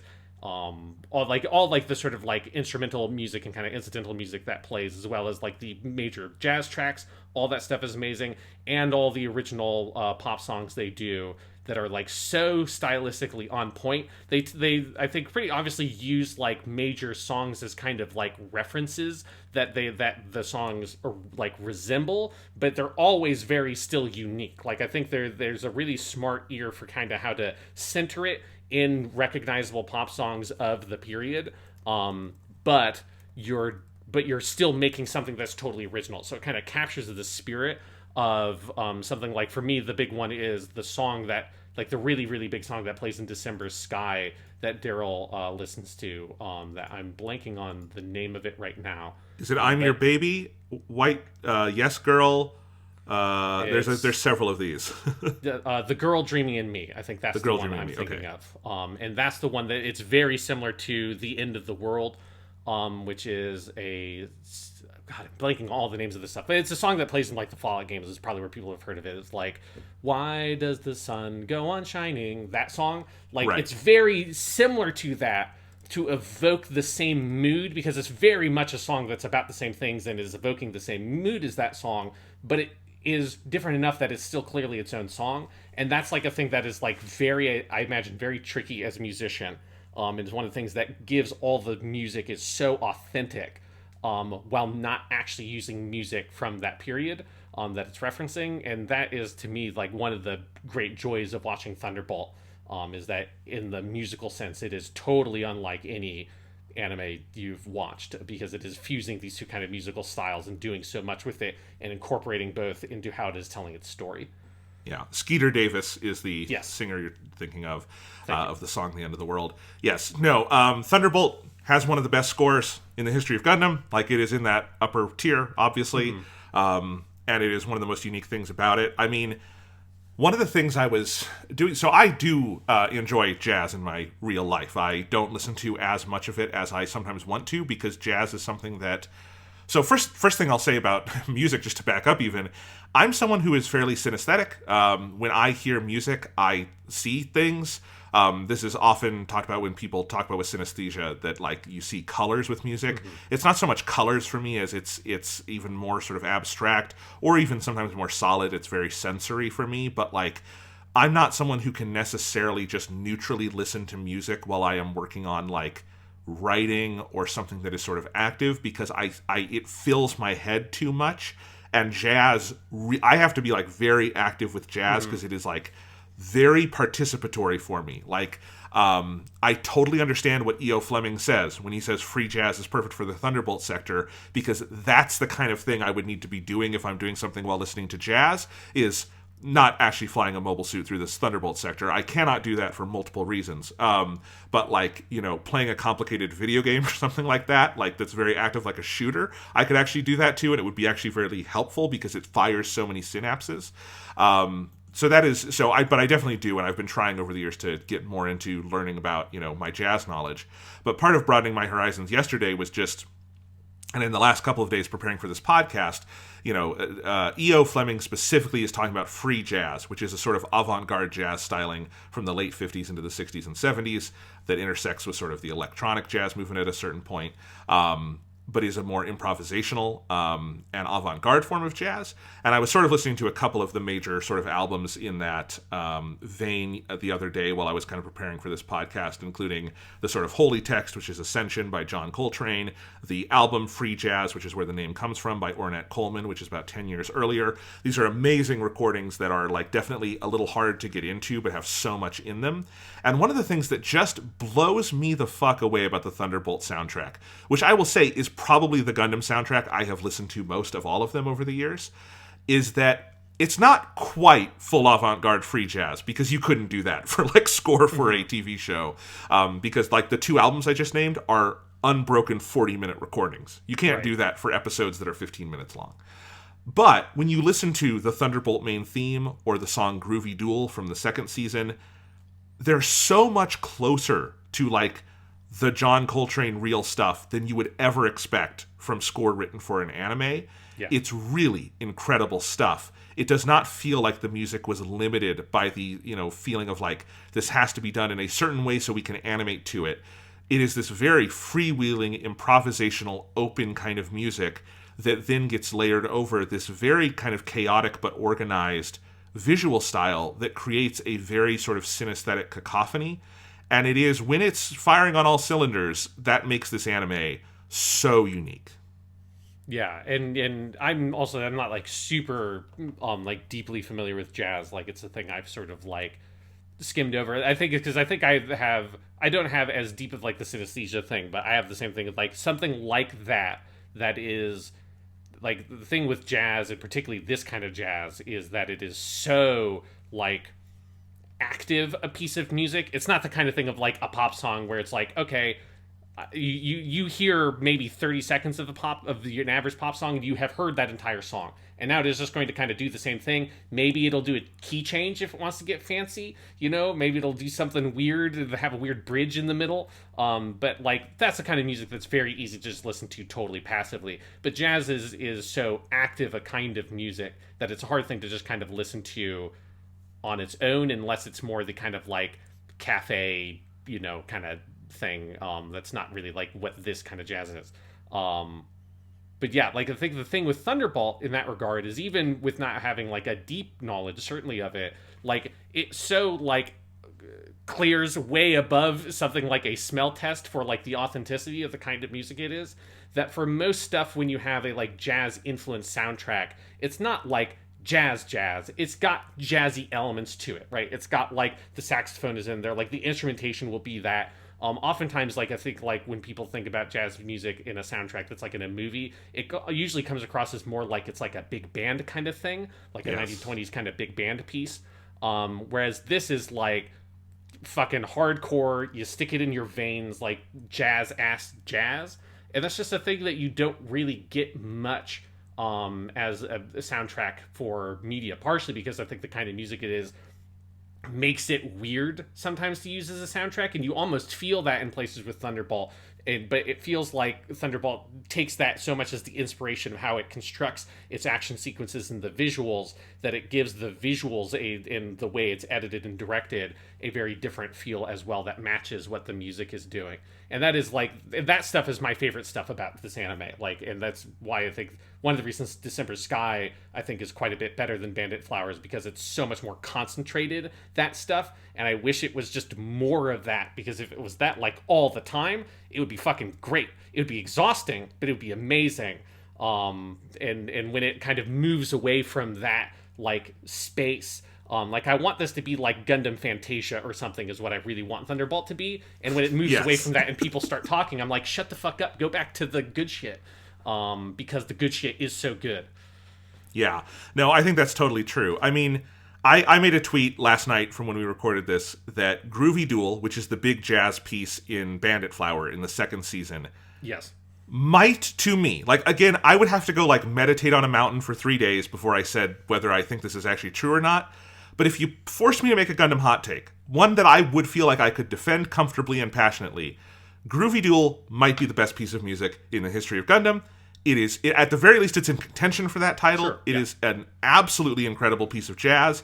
It is this 6-minute, like, unbelievable recording. And in the context of the show, it is a real diegetic song that Io and Bianca are bonding over and even play together.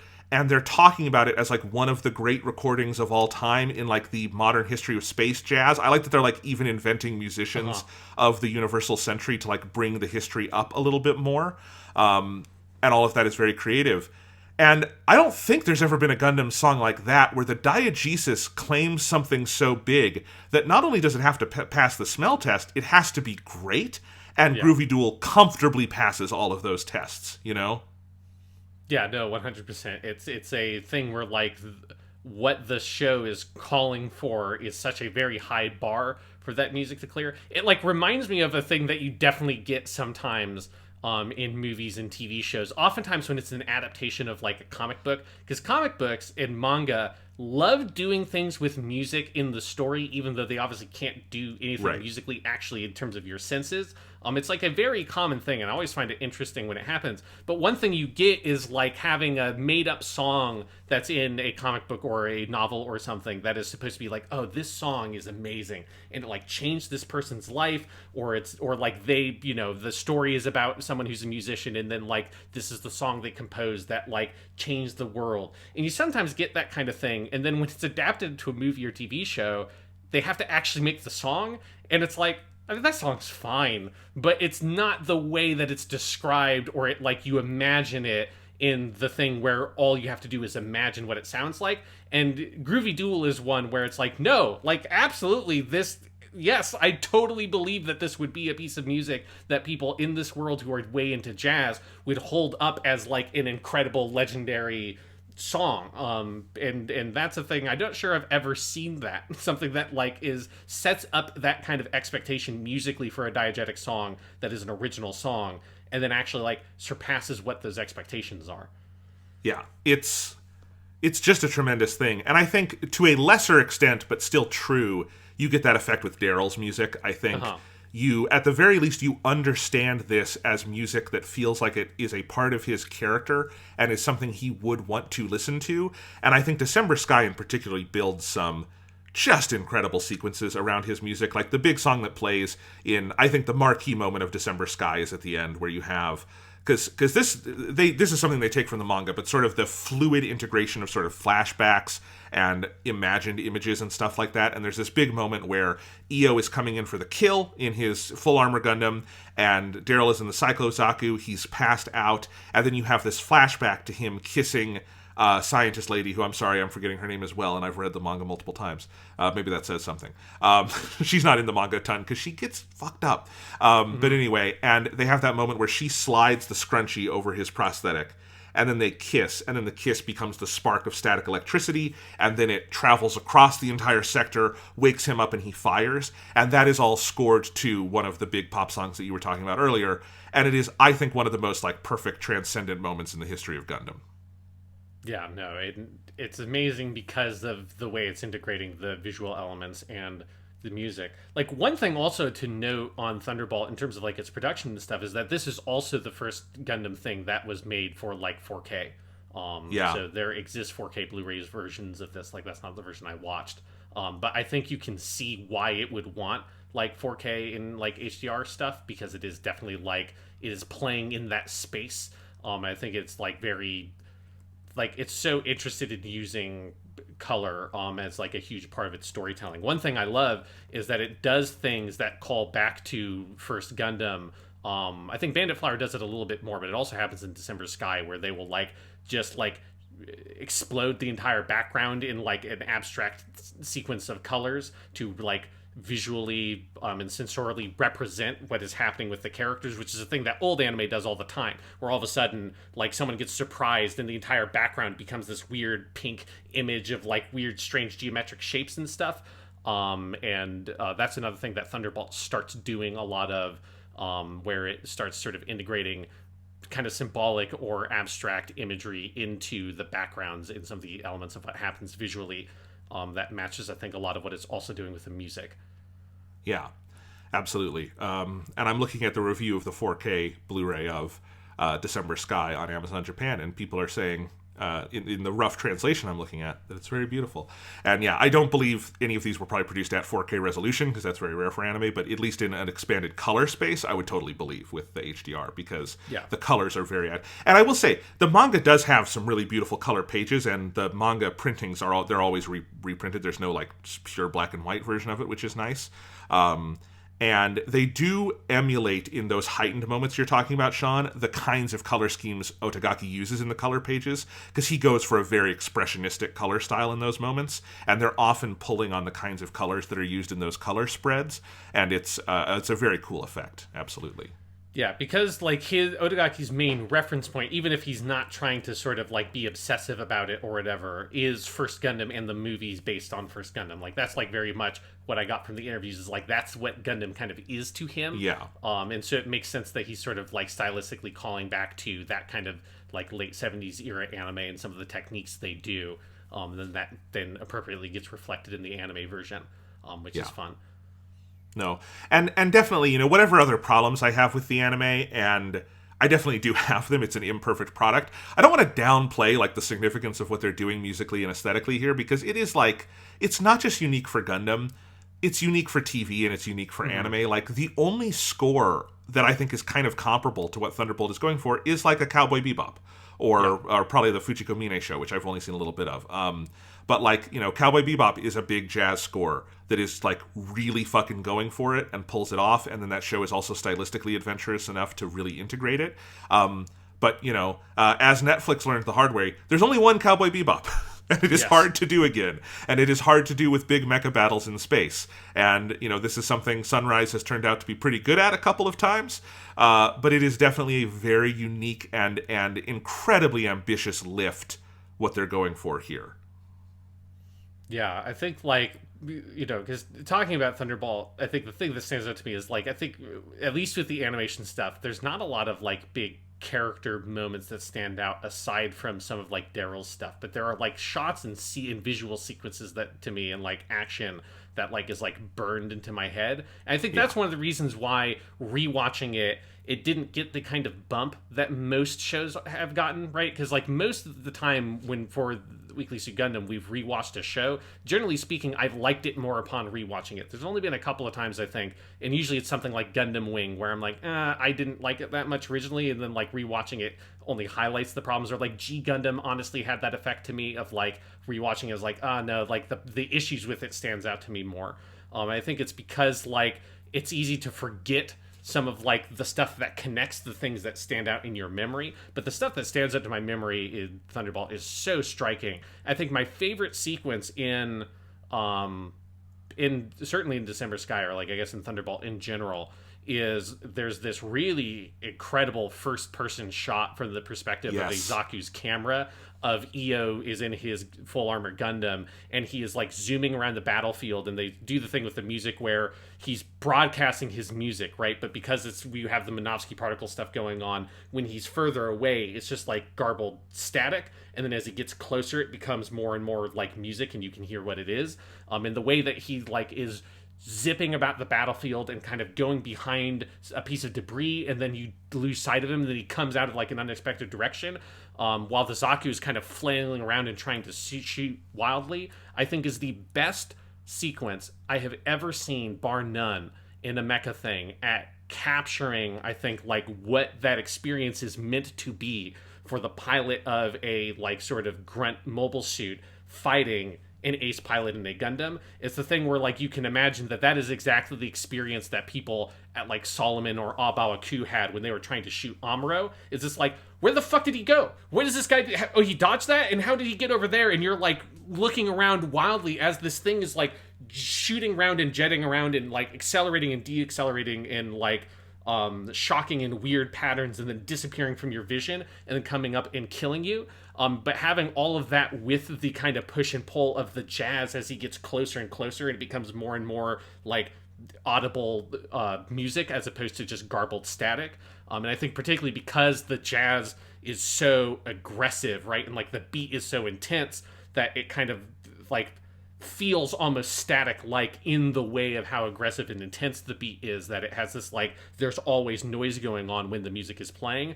Like, that to me is just an absolutely, like, virtuosic sequence of animation that I think about a lot, and is, like, the thing that when I think about Thunderbolt, like, that is honestly the main thing I think about, is, like, that one, like, long uninterrupted single shot from the perspective of that Zaku's camera. You're absolutely right. That is an incredible piece of virtuosity. I completely agree. You know, and I actually think that is also something I want to transition into talking about here, is the mobile suits themselves are incredible. And this is something that is right out of the manga. Otagaki has, I think, a unique skill for drawing in the style of, like, Universal Century original, like, first Gundam mecha. He has a lot of love for a lot of the mobile suits you and I love, Sean. A lot of the first Gundam mobile suits, because they're all over the place. You know, there is more Act Guy stuff in Thunderbolt than, and I'm talking about even beyond where the anime has gone, than you ever get in actual Gundam. He loves those things. But also he adds on to them in ways that, one, is always doing little things to, like, make them a little bit more quote-unquote realistic militarily, or at least a little bit more detailed. Like, one of the things he draws that usually is not drawn is, like, sort of like the mesh fillers that you would have on limbs and stuff, because you wouldn't want pieces rubbing up against each other. It would cause friction and it would break the mobile suit, right? So there's all sorts of stuff like that. But then also, he just goes absolutely fucking crazy and does stuff like the full armor Gundam that has 4 shields and has extra arms. The Psycho Zaku just has 2 giant rockets on the back for propulsion. When you get to the Atlas Gundam, I think that is one of the best conceptions of a mobile suit in the whole series. And it just continues on through the manga. One of my favorite things about the Thunderbolt books is just on the back cover, you have a bunch of, like, just drawings of the mobile suits, and I always just love looking at those. When I was in Japan, I did pick up Volume 4 in Japanese, and I specifically grabbed this one because it had an extra book that is just a little book of Mobile Suit illustrations by Otagaki, and it is so fun to see all of his designs and some of the like storyboards and stuff like that, because he is an incredible artist of mobile suits, and I think the anime represents them very, very well.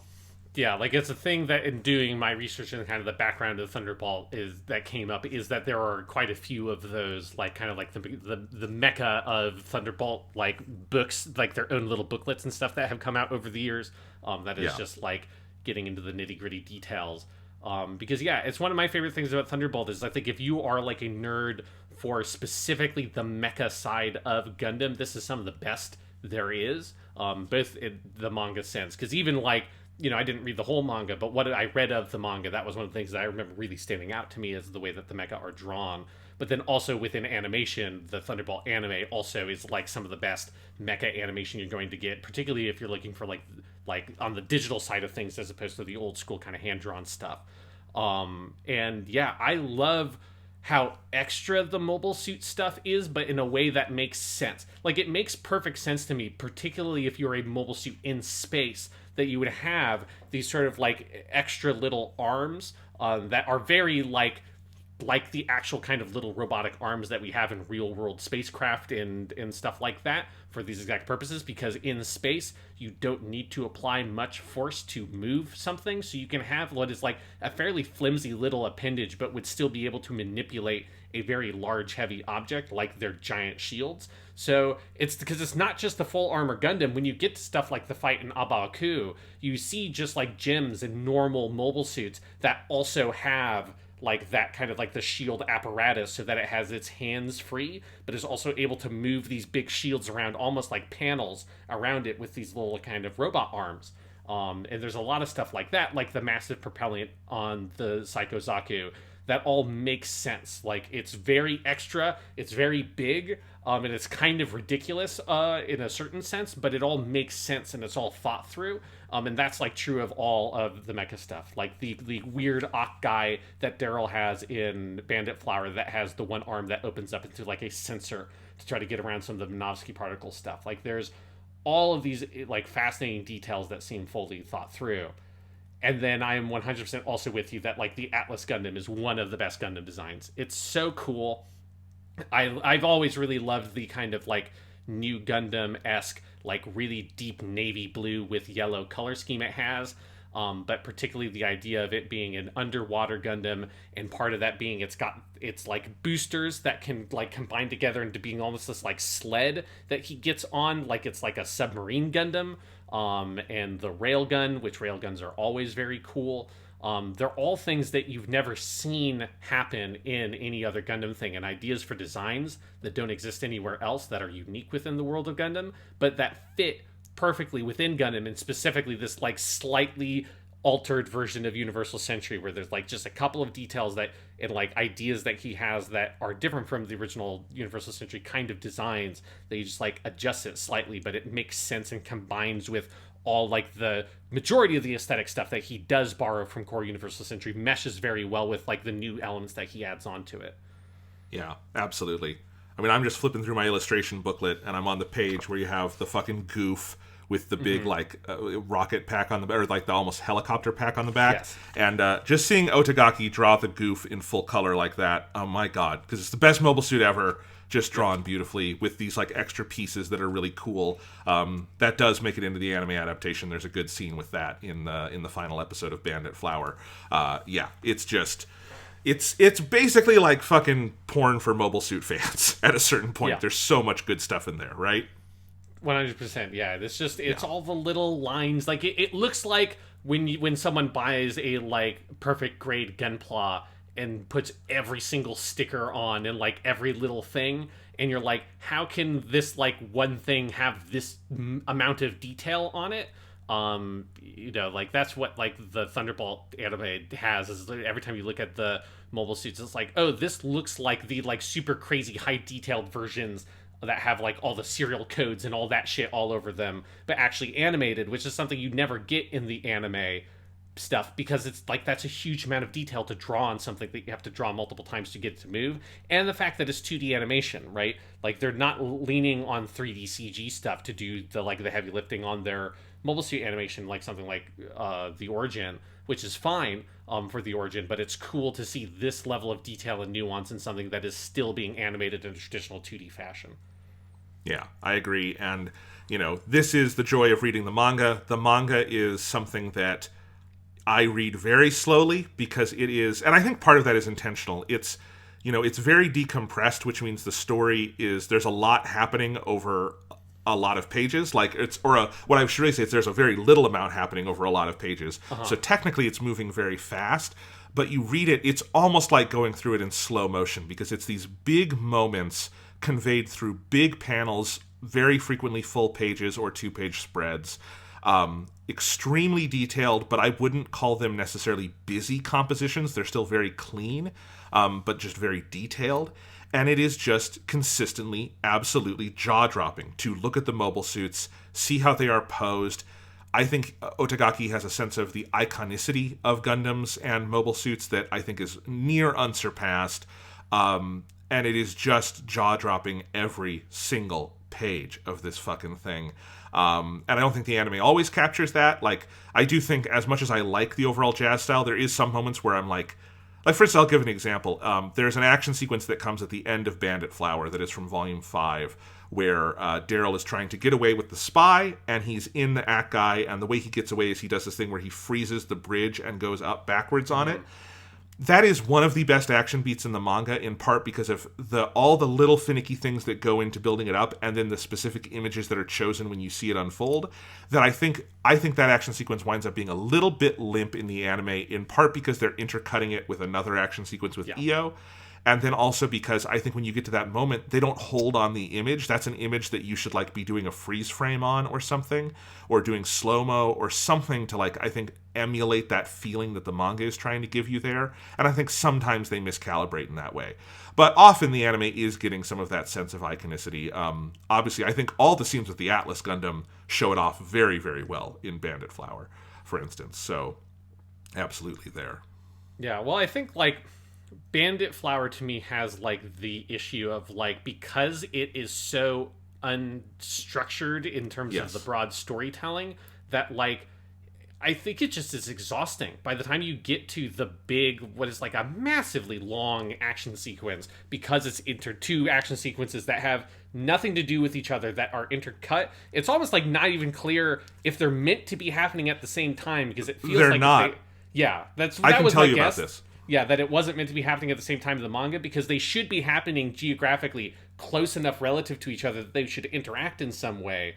And so the way that is all intercut takes these sequences that, and this is one of the reasons why I think in my head I was I just kind of wish this was a TV show. Because I get that if you knew you were eventually going to do this as a big movie and everything, that you'd want these sequences to be intercut. But those two should have just been their own episodes. That kind of stand on their own, because the action sequences themselves are fucking great on their own, but they don't work when they're intercut with each other, and it kind of saps the strength out of both of them. It kind of is disorienting because the style of the action for both of them is very different. One of them is Io very aggressively attacking all these ships that are in the air and jumping from one to the other and getting on the sky the core fighter looking thing that Bianca is piloting and navigating that way. But the other one is this kind of more tense escape sequence through the jungle of them kind of trying to hide and use the water and all that kind of stuff to run away. And those two sequences don't intercut well at all, and so you're disoriented by the pace and the style of the two of them. And it's very frustrating, because even if I think at the end of the day Bandit Flower, based on the story and all that stuff that is just totally left hanging, would always feel rough, it would, I think, still be way more enjoyable if those sequences could just stand on their own and be their own episodes or whatever that are effectively standalone, and you just enjoy it as a big action set piece, the way that the underwater fight before that I think is fucking amazing, because it just gets to be a big uninterrupted action sequence that is really well executed, and then as Bandit Flower goes on, it really loses that quality of it. Yeah. So can I just give you the skinny on how they adapted Yeah. the Bandit Flower material because it's fascinating. So December Sky is volumes 1 through 3, and then Bandit Flower is volumes 4, 5, 6, 7. And Bandit Flower and December Sky is a pretty straightforward adaptation, just cutting a lot of stuff out and condensing. Bandit Flower does a ton of reorganization, and it's kind of fascinating. And the main reason they do that is that this stretch of the manga 4 through 7 only has one extended scene with Daryl, and that is the big action scene where they go to get the spy. And they kind of split that up because so Bandit Flower picks up 8 months later. One big thing they skip is that there is a bunch of stuff in Volume 4 with EO and some of the characters on that side in between sort of these sequences. And particularly EO's by far biggest moment of characterization is just completely cut from the anime, where you go back to side 4 to more. They are sort of like repopulating that area. And EO is being given a medal, and you see his whole like family, and you learn more about sort of the pressures he is as like one of the elites, and Claudia and his other friend, the engineer, are also sort of elites, and they have this interesting relationship with the Federation and with sort of their own, like, they are kind of despised where they come from. So all of that gets cut. Volume 4, honestly, most of Volume 4 is excised because Volume 4 also has a lot at Abaoku that they don't do, including introducing the Nanyang Alliance and explaining where they got the Psychozaku, which Bandit Flower cuts out, and I think that's weird because it's important information that they do not adapt. But anyway, Volume 4 is mostly cut, but you do have... You know how in Bandit Flower, the first time you see Daryl again, he's on the beach, and they're putting the ACT guys together? Yeah. In the manga, what they're doing on the beach is getting ready for the mission with the spy, and it follows immediately from that. But because that's Daryl's only big scene, they do that scene on its own, and then they leave to go do something.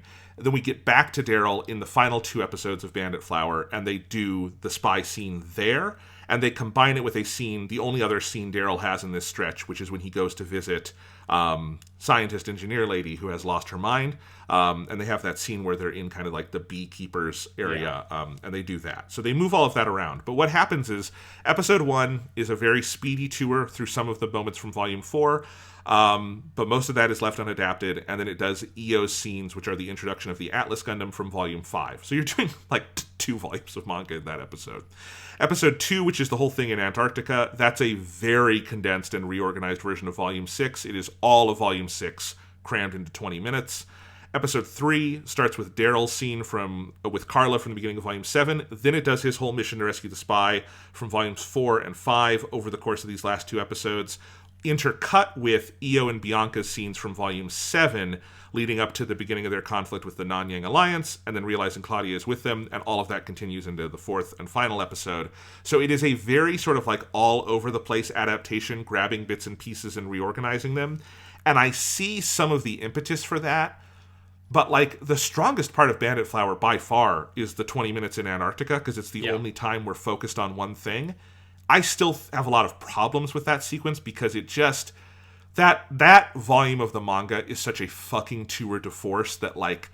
I remember, for instance, Death Note. The second arc of Death Note is condensed into, like, 7 episodes or something. But that, in the manga, is, like, roughly as long as the first arc. So I remember specifically there's one episode of Death Note that adapts one entire volume of the manga in 20 minutes, and it's the most incoherent thing I've ever seen. This is not that bad because it's still mostly kinesthetic and they get to have some of the big moments in there, but there is a definite sense for me of like, oh man, they really cut this thing to the bone. But it's still the best thing in Bandit Flower because it's at least focused. I'll say that having not read the manga, nothing about that sequence in Antarctica feels like it is like cut down or diminished. Like obviously if I had the context, it maybe would feel like that relatively speaking, but for me that sequence plays like fucking beautifully. Like I think that Antarctic stuff is some of the best action stuff in Gundam. Okay, that's totally fair because it is well done. My main thing that I just think there's definitely some character stuff that gets lost there about like that is sort of a volume that really builds up Bianca for us, her and EO's relationship. EO I think comes across a little like hot-headed and stupid in that episode. That is not how it's characterized in the manga. Some of this is just fiddly little adaptation stuff, and that's fine. Like, but I think he's hot-headed, but I don't think I would describe the thing of how he gets the Atlas Gundam as stupid. Like, I do think it came across to me as like this was an extremely desperate fight that like he ended up taking a unexpected injury in the legs that meant that he couldn't get himself back up, and he was taking on water. None of that fair. really read to me the way I think you kind of described it earlier. Well, then maybe it's doing it better than because I was kind of trying to read it through the lens of like, if I didn't know the manga, what would I think about this? And what you described is what I get out of the manga, so maybe I'm wrong about that, and that's fine. But yeah, definitely it is still the best part of Bandit Flower because it's the most focused stretch of adaptation. Yes. I think those last 2 episodes just get super messy because of the intercutting of 2 sequences that happen at different times. Daryl's sequence in the manga is our introduction to the Nanyang Alliance as like fighters. That is like where we sort of meet them, and then we go over to EO and the fake white base, whatever it's called, the Spartan, and we have more stuff with them where we learn more about them and learn more about Levon Fu and all of that kind of stuff. But intercutting it all it also means that I don't think we get a great sense of who the enemy is until very near the end of this movie, which is just awkward in a bunch of ways.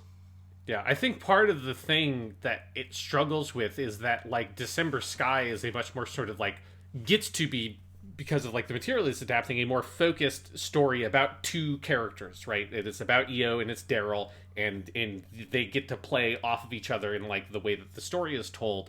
Whereas in Bandit Flower, EO and Daryl have nothing to do with each other. Like, other than that, like, they're both kind of fighting the same people, broadly speaking. There's no interplay between the 2 protagonist characters in any way, shape, or form. It has nothing to do with it. So it's like trying to impose some amount of interplay by cutting between these 2 sequences that aren't meant to be cut between just makes it even worse, because it's like you can't force there to be some sort of like dual protagonist structure in this way that has this kind of interplay between these 2 characters you're following if the story's not doing that at this point. It's clearly a much bigger, more open story, and presumably eventually the Daryl and EO stuff will intersect again, but the section of the story they're adapting, it doesn't intersect in any way, so you can't try to force it to intersect, or it just is disorienting. Yeah, and the manga is pretty disciplined in this whole stretch of it sticks with a story for a long time until it's time to do something else. So volumes 6 and 7 are almost entirely EO's side of the story, and then volume 8 is 100% Daryl until then they meet up again at the very end. And volume 8 is unadapted at this point. So, you stick with one set of characters for a long time, and that is harder to get away with in an anime movie kind of thing that they're doing here, right? But I think, I still think there probably was a more elegant solution than what they come up with, because it does those are 2, like, the whole idea of EO leaping between the different planes looking for Claudia, trying to get her, it's a great action sequence that is very much distracted by the intercutting with Daryl's scene that is also theoretically a great action sequence, but they're both very diluted. Yeah, well, I think because one of the things that's really awkward, I could have said this before about like that they're very different kinds of action sequences, is that the amount of time that is passing is clearly very different. Like, clearly the thing that's happening with EO is taking place over a very short amount of time, because it's like this very risky, intense thing he's doing. But then when you cut away from that to this more kind of like, we're trying to sneak through and like kind of exfiltrate in this like jungle encounter, and we're like getting pushed back bit by bit, that's clearly a much longer engagement. So it's like the intercutting between those 2 is one of the things that's super disorienting about it, is like the whole mood of how you're interpreting how much time is passing gets completely fucked up, because it's just, you can't intercut those sequences if there's no space for them to be intercut with each other. Yeah, and then the ending is problematic, as you noted earlier. It ends on the beat where we learn that Levon Fu is a new type, and, in the manga, that's the end of one chapter, and then that is where it does make the transition back to the Daryl story. But I will say, when it moves back to the Daryl story, that is when we then directly engage with, like, the significance of him being a new type. That is a piece of info that the audience is supposed to know going into the next phase with Daryl, because it starts to come up in how he encounters the Nanyang Alliance. But in this movie, it's just the end, and it's meant to be kind of the beat we end on. And so far, it's the end of Thunderbolt as an anime, and it's just very flat, as like it just feels like we made 89 minutes of anime and then we stopped, Yeah, I mean, because the thing that's really weird about it is, I guess there's kind of 2 things. One is we've already met a new type. Like, Daryl's team has a new type on it. So, like, the notion of, like, there are new types within the scope of what Thunderbolt is covering, that's already been broached. Like, obviously, on the EO side of thing, it hasn't happened. But for us as the audience, like, well, we've already had stuff with this, like, other new type character. So it's, like, hard to be like, and this guy is a new type, to be this, like, big, heavy beat to land on. You're like, oh my god, I can't believe he's a new type. I haven't seen that since that guy in the scene 5 minutes ago. That was also a new type and doing new type stuff. Like, I get the sense that the main antagonist dude is a much more powerful new type, but that's not, that nuanced difference doesn't make for a big kind of like beat drop the way they play it in the anime. And the other problem with it is that, like, we don't know who that guy is. So it's like it feels like the reveal is meant to be that, oh, he's a new type, but we don't know who he is at all. So it's like, it's not that this character that we didn't realize was a new type actually is doing new type shit, which is kind of the way it's written and the way that the dialogue is structured. But it's like, but I don't know who this character is. This is the first time you've ever said his name. Why is it significant to me that this guy is a new type? Also, I've obviously already figured out it's a new type because they're weird, like, cult people who have all shaved their heads, so it's clearly some sort of new typey bullshit going on. So yeah, like, the way it just feels like it's such a manufactured, like, drop at the end of it of like, oh my god, he's a new type. And like, yeah, so is kind of my reaction to the end of it. I don't know why it's supposed to be this incredibly weighty thing. And that's a big problem, because that's like the thing that the entire ending is banking on, is for that reveal to be so hefty that it covers up the fact that there isn't an actual conclusion to the story that's been told so far. Yeah, and a couple of points on that. So the character who is a new type on Daryl's side ends in Billy Hickam, which is a great name. Yes.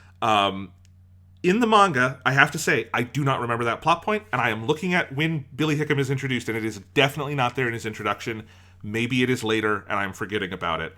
Even if it is, though, by the time the moment with Levin Fu in the manga you say he's a new type, we have not seen Daryl or Billy Hickam in over 2 volumes. So, like, it's much more, it is not, as you say, in the anime, it's 5 minutes ago we saw Billy Hickam, and they made a joke about it, right? Yeah. In the anime, or in the manga, it would have been several volumes, if you're reading it in real time, months or years ago, right? Because it's a monthly manga. And so there is more distance there. And then also, like I said, if he is, it's certainly less emphasized in the manga that is a plot point. There is definitely in the manga, there is speculation from some people that Daryl is a new type. I specifically remember that, and that is mostly excised in the anime. I think there might be one line. I think there's like a vague implication that comes from Billy, but it's not like, but it's certainly not confirmed or anything. Yeah, and so some of that is less emphasized. Also, you do see Levin Fu at other moments before in the anime. They hold the reveal of his face for that big moment, and there is more with him before that. So there's just those are some adaptational choices I don't quite understand, because, but then again, it feels like this was a very sort of like mercenary decision of, this is how much manga is out, and that's how much we're covering in this amount of anime we've been ordered to make. And so what in here can we choose to make as our final moment? And I guess that's what you do.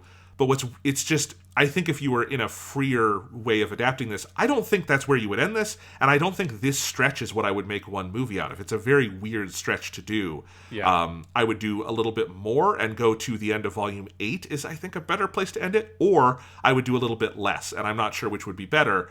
But part of this is also just a very uniquely structured Gundam. We haven't talked that much about that. Yes, it was an ONA, but it's not like Gundam Build Divers Re-Rise is a just normal TV show, 24 and a half minutes, with an act break, with an opening and closing, that just happened to air first on YouTube. This is like this weird, they're like 10 to 15 to 20 minute episodes, and so they're just very constrained by time in ways that make it an uncomfortable adaptation too, I think. Yeah, and it's just something that I think when the story clearly moved into a much more episodic place after the Thunderbolt sector stuff, where you don't have like the directness of the two pilots fighting each other multiple times over the course of the story, like in the Thunderbolt stuff, like once it moves to be more episodic, I just don't know if the movie format makes sense. Like if they just had it be structured like one of the old school OVAs, like a War in the Pocket or like, 08th MS Team, which this is like, those kinds of OVAs don't really exist anymore, generally speaking. But like this O&A thing kind of feels like it's like an attempt to get at something like that old business model, where instead of you buying a fucking laser disc or a VHS tape, you are buying like this like on demand little piece of like 15 minutes or 20 episodes of animation that gives it, because it has that like direct monetization path, it gives it the ability to be a more expensive piece of animation than something you just broadcast on TV. But like if it was structured like those old OVAs and it was like, no, this is just an episode telling this section of the story. This is an episode that's the Antarctic scene. This is an episode that's like Daryl and his people in the jungle. This is an episode that's the EO's crew up in the skies fighting up there. Like each of those sequences, if it was like an uninterrupted sequence that was built as an episode focused on it, would be fucking great.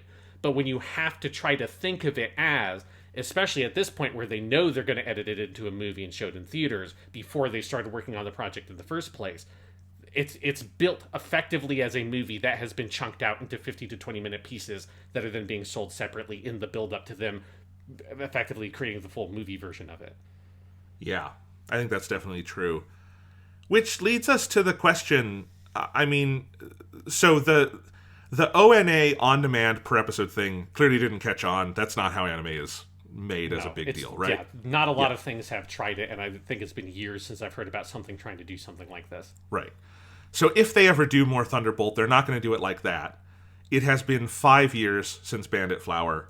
This effectively is the only unfinished Gundam in a sense of it's a project that feels like it was abandoned. Do you think they're ever going to do more?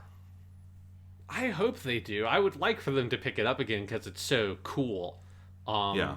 But it's hard to know. I'm gonna like glance over Komatsu's credits. Because I don't know if he's stuck on something like the Gundam Build Fighters dude is like stuck in My Hero Academia, right? So like he's stuck in that world, which is one of the reasons why he ended up not directing more Gundam Build Fighters stuff. But it doesn't look like Komatsu is working on like this is a project that he's going to be in for years or something. So I don't know. It doesn't seem like that on like the creator side that's would be sort of preventing that from happening.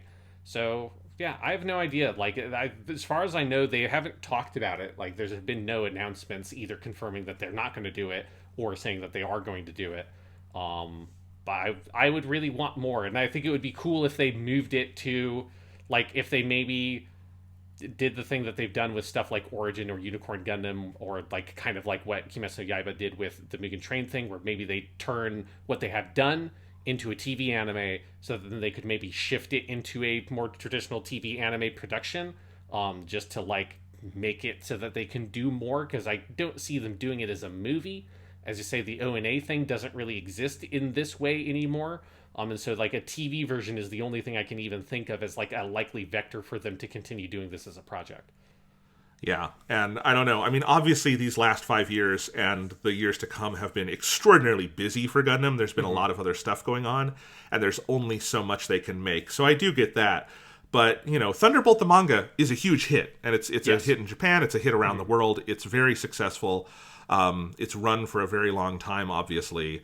I think, the reason why we haven't got more since Bandit Flower is because that business model clearly just isn't a thing that works. I mean, there's a reason why these movies have only ever been commercially sold as movies. They've never like re-released those episodes on a disc or something like that to go buy or download. You have to like go pirate those if you want to see the original episodic versions. So it's unclear to me when or if they would do more. I would like them to finish it at some point. There's plenty of manga for them to adapt if they want to start it again right now, and the manga is probably coming to an end pretty soon. But yeah, for now, it is a weird vestigial Gundam that, like, I would recommend Gundam fans watch December Sky, and I would say, hold off, or go read the manga if you want more. But I wouldn't necessarily go on to Bandit Flower, because I think it would mostly frustrate you, because it is just... There is no other Gundam thing I can recommend that is just unfinished, with nothing else in sight. Like, Hathaway is part 1, but we know they're working on 2 and 3, right? Yeah. And, and I would say, I mean, I do think that Bandit Flower is still worth watching, even though knowing it's going to be, like, a kind of frustrating experience. Like there's enough in it that's like very good, particularly in the first half, that it's still enjoyable.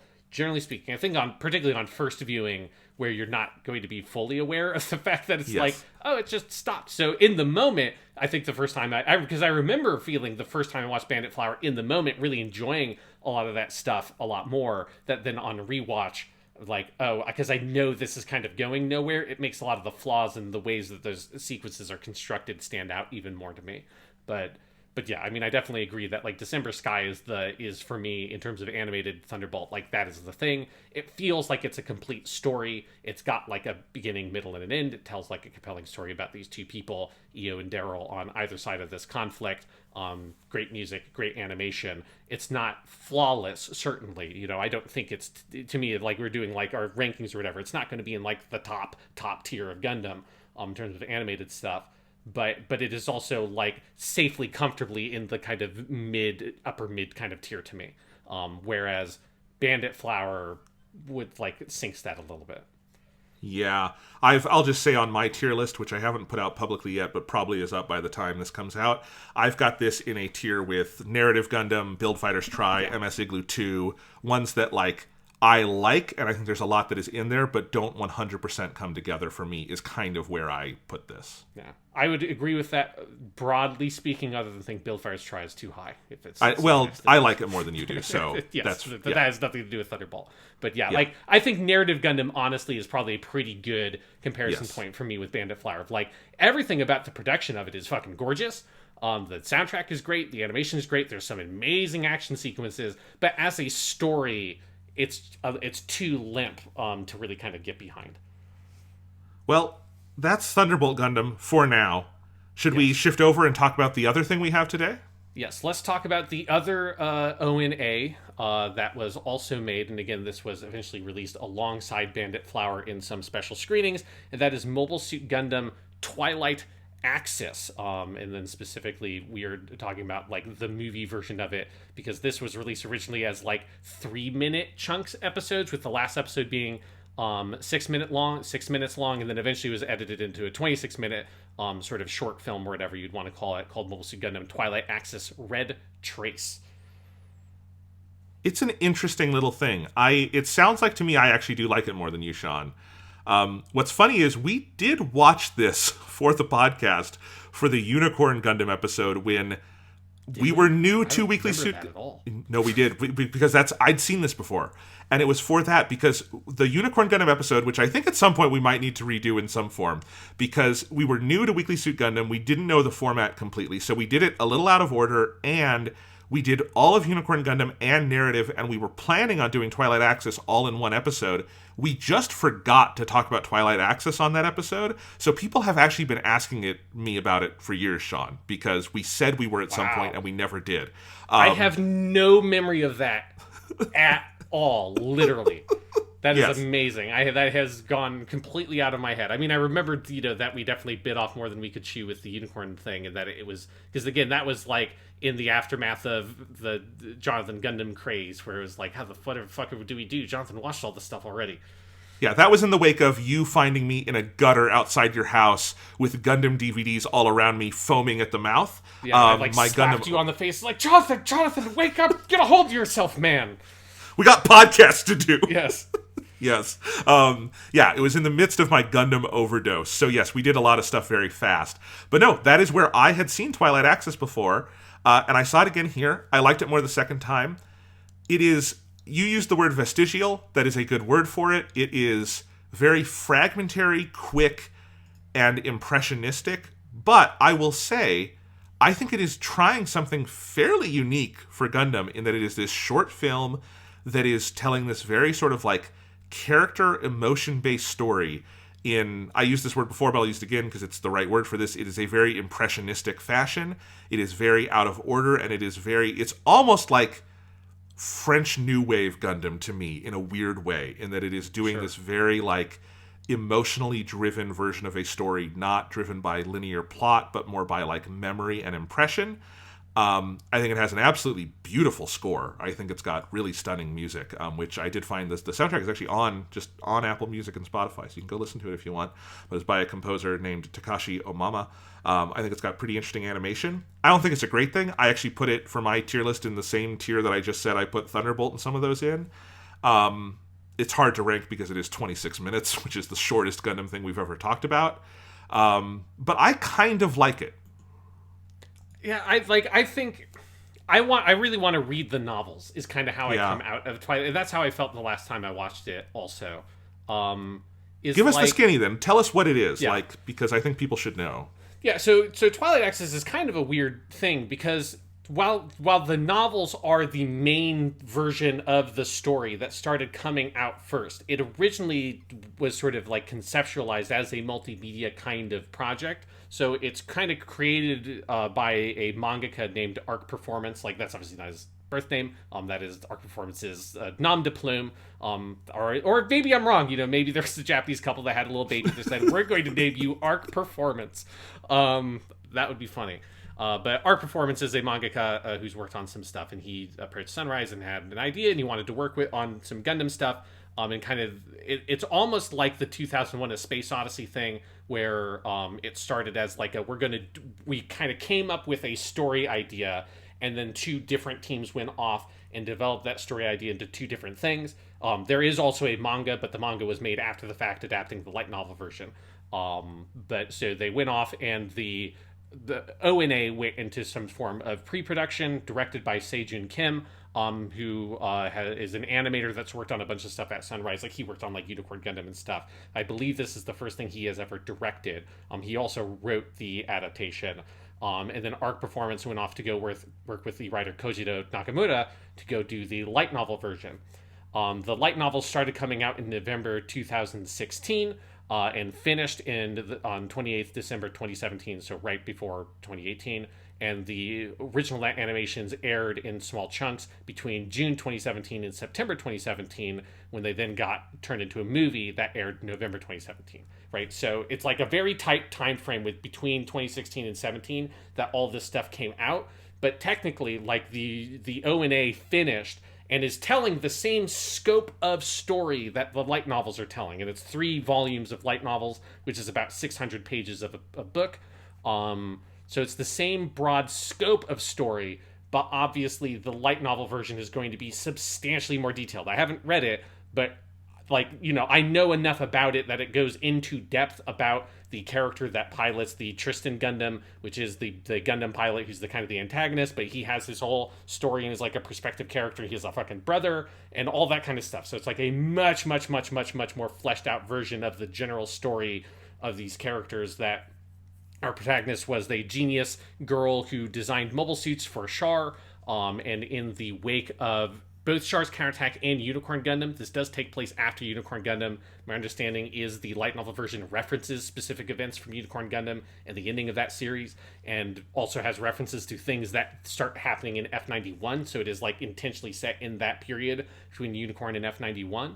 You don't get that as much in the anime version. But anyways, after Char's counterattack to the events of Unicorn Gundam, she and another crew and a crew of other people once associated with Zeon, including this test pilot guy who's kind of her surrogate father, go up to Axis to recover the Sazabi mobile suit and some of the stuff that's on Axis. And when they're there, they encounter these.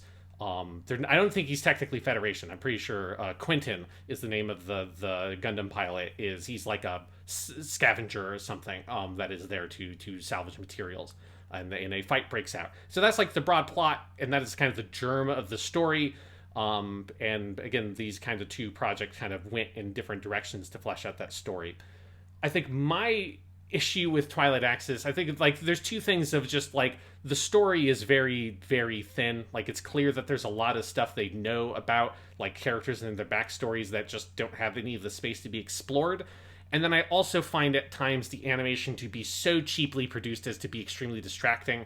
Like there are long sequences where the camera is doing everything it possibly can to not show people's mouths in a way that doesn't feel stylistic. It feels like a way to save budget because you can just have still frames of people because if you show someone's mouth, you can't get around animating them if they're talking. Whereas if you show them their back or like their forehead, in some of like the weird framing that this sometimes uses, you can have them speak just through the voice actors without actually having to animate anything on the image. And it's like a very constant thing throughout Twilight Access that I think some of it gets away with by trying to push it stylistically in this kind of kind of almost dreamlike space with the way that the timeline is intercut together. I think it gets away with some of that as a stylistic element, but I don't think it gets away from enough of it for me to kind of avoid it from being a very like distractingly told story. I understand all of that. I think some of that worked better for me. Like it's at least trying to put an artistic spin on it. It isn't like the. Have you ever seen Star Trek, the animated series, where it's so cheap? What they'll often do is they'll have like Kirk or Spock put a hand in front of their mouth before they talk, so that they don't have to animate their lips. They never do anything that bad in Twilight Access. But I do understand what you're talking about. I did not cognizantly get that as much, but I do understand where you're coming from on that. I still think within that, though, I think there's some very striking framing in certain moments. I think there's some images that it creates, particularly in the final episode, with some of the stuff that happens at the end that is very memorable. It's hard to have a lot to say about it. There's a reason why this is not one we're doing an entire episode on, because that would be impossible.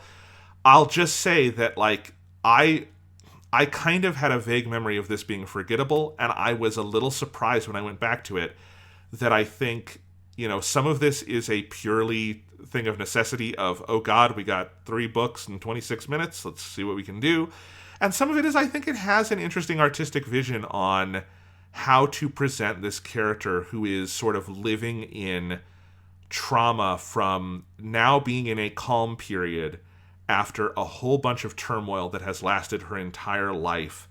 And those scars come out in different non-linear ways leading up to this ending that is this very ambiguous sort of Char's Counterattack-esque new type Flash that is sort of left unresolved for us. And I think the way it is propelled along in this very, there is a Tristan und Isolde sort of inspiration to the book. I don't know how much of that really comes across in the anime, other than that the music is Wagnerian, and it has this sort of operatic tone to it. And I think all of that is just, it's unique. It is somewhat emotional for me. I'm not going to say I like broke down crying at the end of this. I didn't have that kind of connection to it, but I felt moved. I felt like interested by it. And it left a little bit of a mark. I think it's an interesting little thing. I would not call it essential. And I do realize it's kind of funny. I am basically making the counter argument I made from Thunderbolt, where Thunderbolt I was just being a little annoyed that it kind of paled in comparison to the manga, and I am 100% sure if I had read the light novels, this would probably annoy me. But having not read the light novels, I find it kind of an interesting little short film. Yeah. And what's interesting is I think like what you're expressing is more what I remember feeling the first time I watched it. Like I definitely liked it more the first time I watched it, and I was kind of excited to watch it again because I'm like, I wonder if I'm going to like it even more this time, because I remember feeling like it's definitely very flawed, but there's something here. And rewatching, I'm like, I mean, there is kind of something there. Like I don't think it's not terrible. Like there's definitely a way worse version of this. I mean, obviously, conceptually, it is like an insane thing to try to do. It is like there's too much complicated elements to like the story that's trying to be told for it to be like elided in the way it's being elided to do the like very kind of like broadly speaking experimental like non-continuity construction of the story. And I like the way the timeline jumps around and some of that stuff in what it does there, but I think there's too much that is meant to be going on, especially with the like Gundam pilot character that is like so just kind of exists that it feels like there are too many holes in it for me to kind of like overlook and kind of get into the flow of it. And so I felt very cold watching it this time. I think that's like kind of like my general reaction upon this watch, is just kind of feeling left cold by it and seeing some interesting choices made in some places, and also just too many compromises based on the very nature of the project itself for it to kind of like reach much above that for me. Here's a question that was on my mind while I was watching this, and I kind of wanted to get your thoughts on. Do you think we never see Char's face and never hear his voice because of a genuine artistic decision that he only exists in that memory as a uniform, or because they couldn't get Shuichi Ikeda? I think both. I think it's probably Okay. I think if it was a thing that they could have done, and if there were, I think because part of it is also there's no space for it here, right? If it was a longer thing, I think they maybe would have wanted to do that. With it being so short, it's even if you could get him, and he maybe wouldn't have been particularly interested in it. We have seen other little tiny projects like the Battle Log episode where Shuichi Ikeda wasn't there for reasons unknown to us. I suspect they wouldn't have been able to get him. But either way, there's no room for Char to exist in here. He would just suck the entire air out of the rest of everything else because Char is way too big of a character. The only way he can exist is in broad implication. Kind of the same with Lala as this sort of ghost. But it does everything. But it does kind of wind up having this quality of, it's like the Poochie episode of The Simpsons where Homer gets cast as Poochie and he says, and he's giving all his things he wants about Poochie. He says, and one more thing, everyone should be talking about Poochie whenever he's not in the room. Where's Poochie? What happened to Poochie, they should say. We all want to know about Poochie. And it does kind of feel they are so frequently saying the captain, Taisa in Japanese, that it is a little bit like he's Poochie and they just want us to think about Char while he's off screen. And at that point, it would maybe be less distracting if you had half the number of uses of the word the captain and one weird line from Shuichi Ikeda somewhere in there. You know what I mean? Yeah, it should have been the one Amuro line in Hathaway's Flash. Yeah. Something like that maybe would have worked well, because it's just enough so that you get the Char there, but not enough that he just sort of eats up all the energy of everything and just sort of it becomes the focus of the whole thing.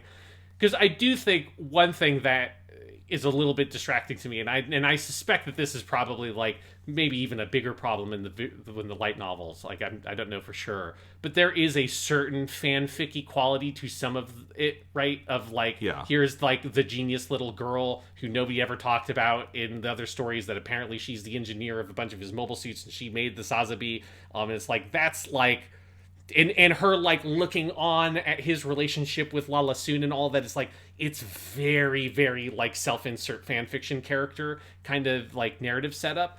And either the light novel maybe leans really hard into that and it's even worse there, or the light novel gets to develop her more as a character beyond that premise that then makes that less noticeable. But either way, there is a certain element of me watching it. I'm it's hard not to see this as some sort of self-insert character because of the way they're positioned toward around the really iconic elements of Char as a character and the usage of the Sazabi as this big kind of symbol of Char, which is awesome. And I love the shot of the Sazabi with the ball cockpit that's been ripped out right from all the stuff that happened in Char's counterattack, and it on the surface of Axis I think is a really great image. But it also contributes to the fanficky quality of some of the story that's being told, I think. Yeah, I feel in a longer version of this, there would be ways to use that in, I think, a critically engaged, interesting way. But again, I haven't read the light novel, so I don't know if it does that. And I can also just as easily see the, as you say, Sean, the kind of excessive fanfic quality of it. So it's unclear. I will say, if they ever wanted to make the 90-minute movie version of this, or 2 hours, that could more fulsomely adapt the story, I'd be interested in it. I don't know if it's the first thing on the priority list I would have Sunrise do, but if they did it, I'd watch it, and I'd be curious about it. Yeah, no, I'm with you on that I would love to see a more full version of the story. Or again, I might just at some point read the light novels, because I have a Book Walker account now. I've been checking out some light novel stuff. So that might be something to put on my list to look at, because that shit is super cheap. it's nice. $3 or $4 for a volume. Light novels, they're light because they're light on your wallet. Exactly. Yes. Yeah. At least that's what I care about them for. Indeed. Well, is there anything else to Oh, one other thing about Twilight Axis, it does have 2 songs that I had to quickly go throw on our song list overall. Right, it did yes. extend my Gundam theme song playlist a little bit. You have an insert song called Let Go and an end theme called Confession. I like that end theme. Confession's very good. It's not going to be on like my top 10 because there's like 200 of these fucking songs, but I did like it. I think it's a good song. Yeah, I like it, although I cannot... I can't remember what it sounds like right now talking about it, but I remember... Here's my confession. Da, da, da, da, da. It's like okay, that. there. Okay, yes. At first I was like, this doesn't sound like anything I've heard, and then you said da da da da da. I'm like, okay, yeah, okay, that sounds like the song. Well, there you go. Yeah. I'm a musical genius. There you go. Clearly. I'll say the one here's like a good thing I like about Twilight Axis, and one of the reasons why I want to read the light novels is I do think that Danton is a cool character, the test pilot dude. Like I think that because that's the character concept that really works of the test pilot that doesn't want to, he can't bring himself to kill someone even though he's a really skilled pilot. Like that's a great character like concept, and like that stuff to me works fairly well even in the incredibly abbreviated version it exists, and that's obviously the heart of the story of this is his relationship with the main character. So I do like Danton generally speaking, even if again he exists very kind of vaguely in the story, I guess because of how brief it has to be. Yep. Well, there you go, Sean. Minus a couple of small to the point of not worth noticing things, or a couple of movie compilations we didn't talk about, we've done all the Gundam. Yes, yeah, we're finally here. It's it feels weird. I mean, it felt more momentous after Re-Rise because that was the thing that like we hadn't watched before. This is like kind of us like crossing our T's, dotting our I's to make sure we're getting everything in here for their actual episodes. But yeah, we're on the eve of like the completion of the whatever this version or the original project of Weekly Suit Gundam. Like we're here right up to our 3rd anniversary. I'm very impressed that we got the timing so nice here, that we're so close to the 3rd anniversary when we've reached this point, which is exactly what I think we both wanted, because it would be weird to have like, shit, we've got the Build Diver shows left over or something, and we just did the 3rd anniversary, and having to wait up forever to try to do an anniversary episode to just move it up or something. Yep, and it's kind of funny. We're at 53 episodes. With the we're going to do a couple for the 3rd anniversary, bring us to around 55. I always imagined it would take about 50 to get where we are, so we're coming in pretty close to that. And yes, the next episode of Weekly Suit Gundam will be on June 10th. That is our 3rd anniversary. And we are going to be doing multiple anniversary episodes this year because we have a lot we want to rank. We have been building up to this, Sean. I know you wanted us to do all the same rankings they did for the 40th anniversary in Japan. And we might do a couple extras as well. But for part 1 of our anniversary celebration, we will be doing, at the very least, ranking all the fucking shows. And then maybe in a part 2 we do everything else. But I think we might need one full episode for the rankings of shows, because now we have all the shows. Yes, we have all of it, and so now not only do we get to talk about all the things we haven't ranked yet, but now we can like talk about everything in the full context. Like we are at where I was like 5 years ago before they made a bunch of new Gundam and we started doing the podcast. I was like, it's all there. I've done it all. I've seen it all. I can see time itself. And now we are both there with even more Gundam than I had watched in 5 or 6 years ago. So, I think finally, Jonathan, next time on Weekly Suit Gundam, we might be able to see the tears of time.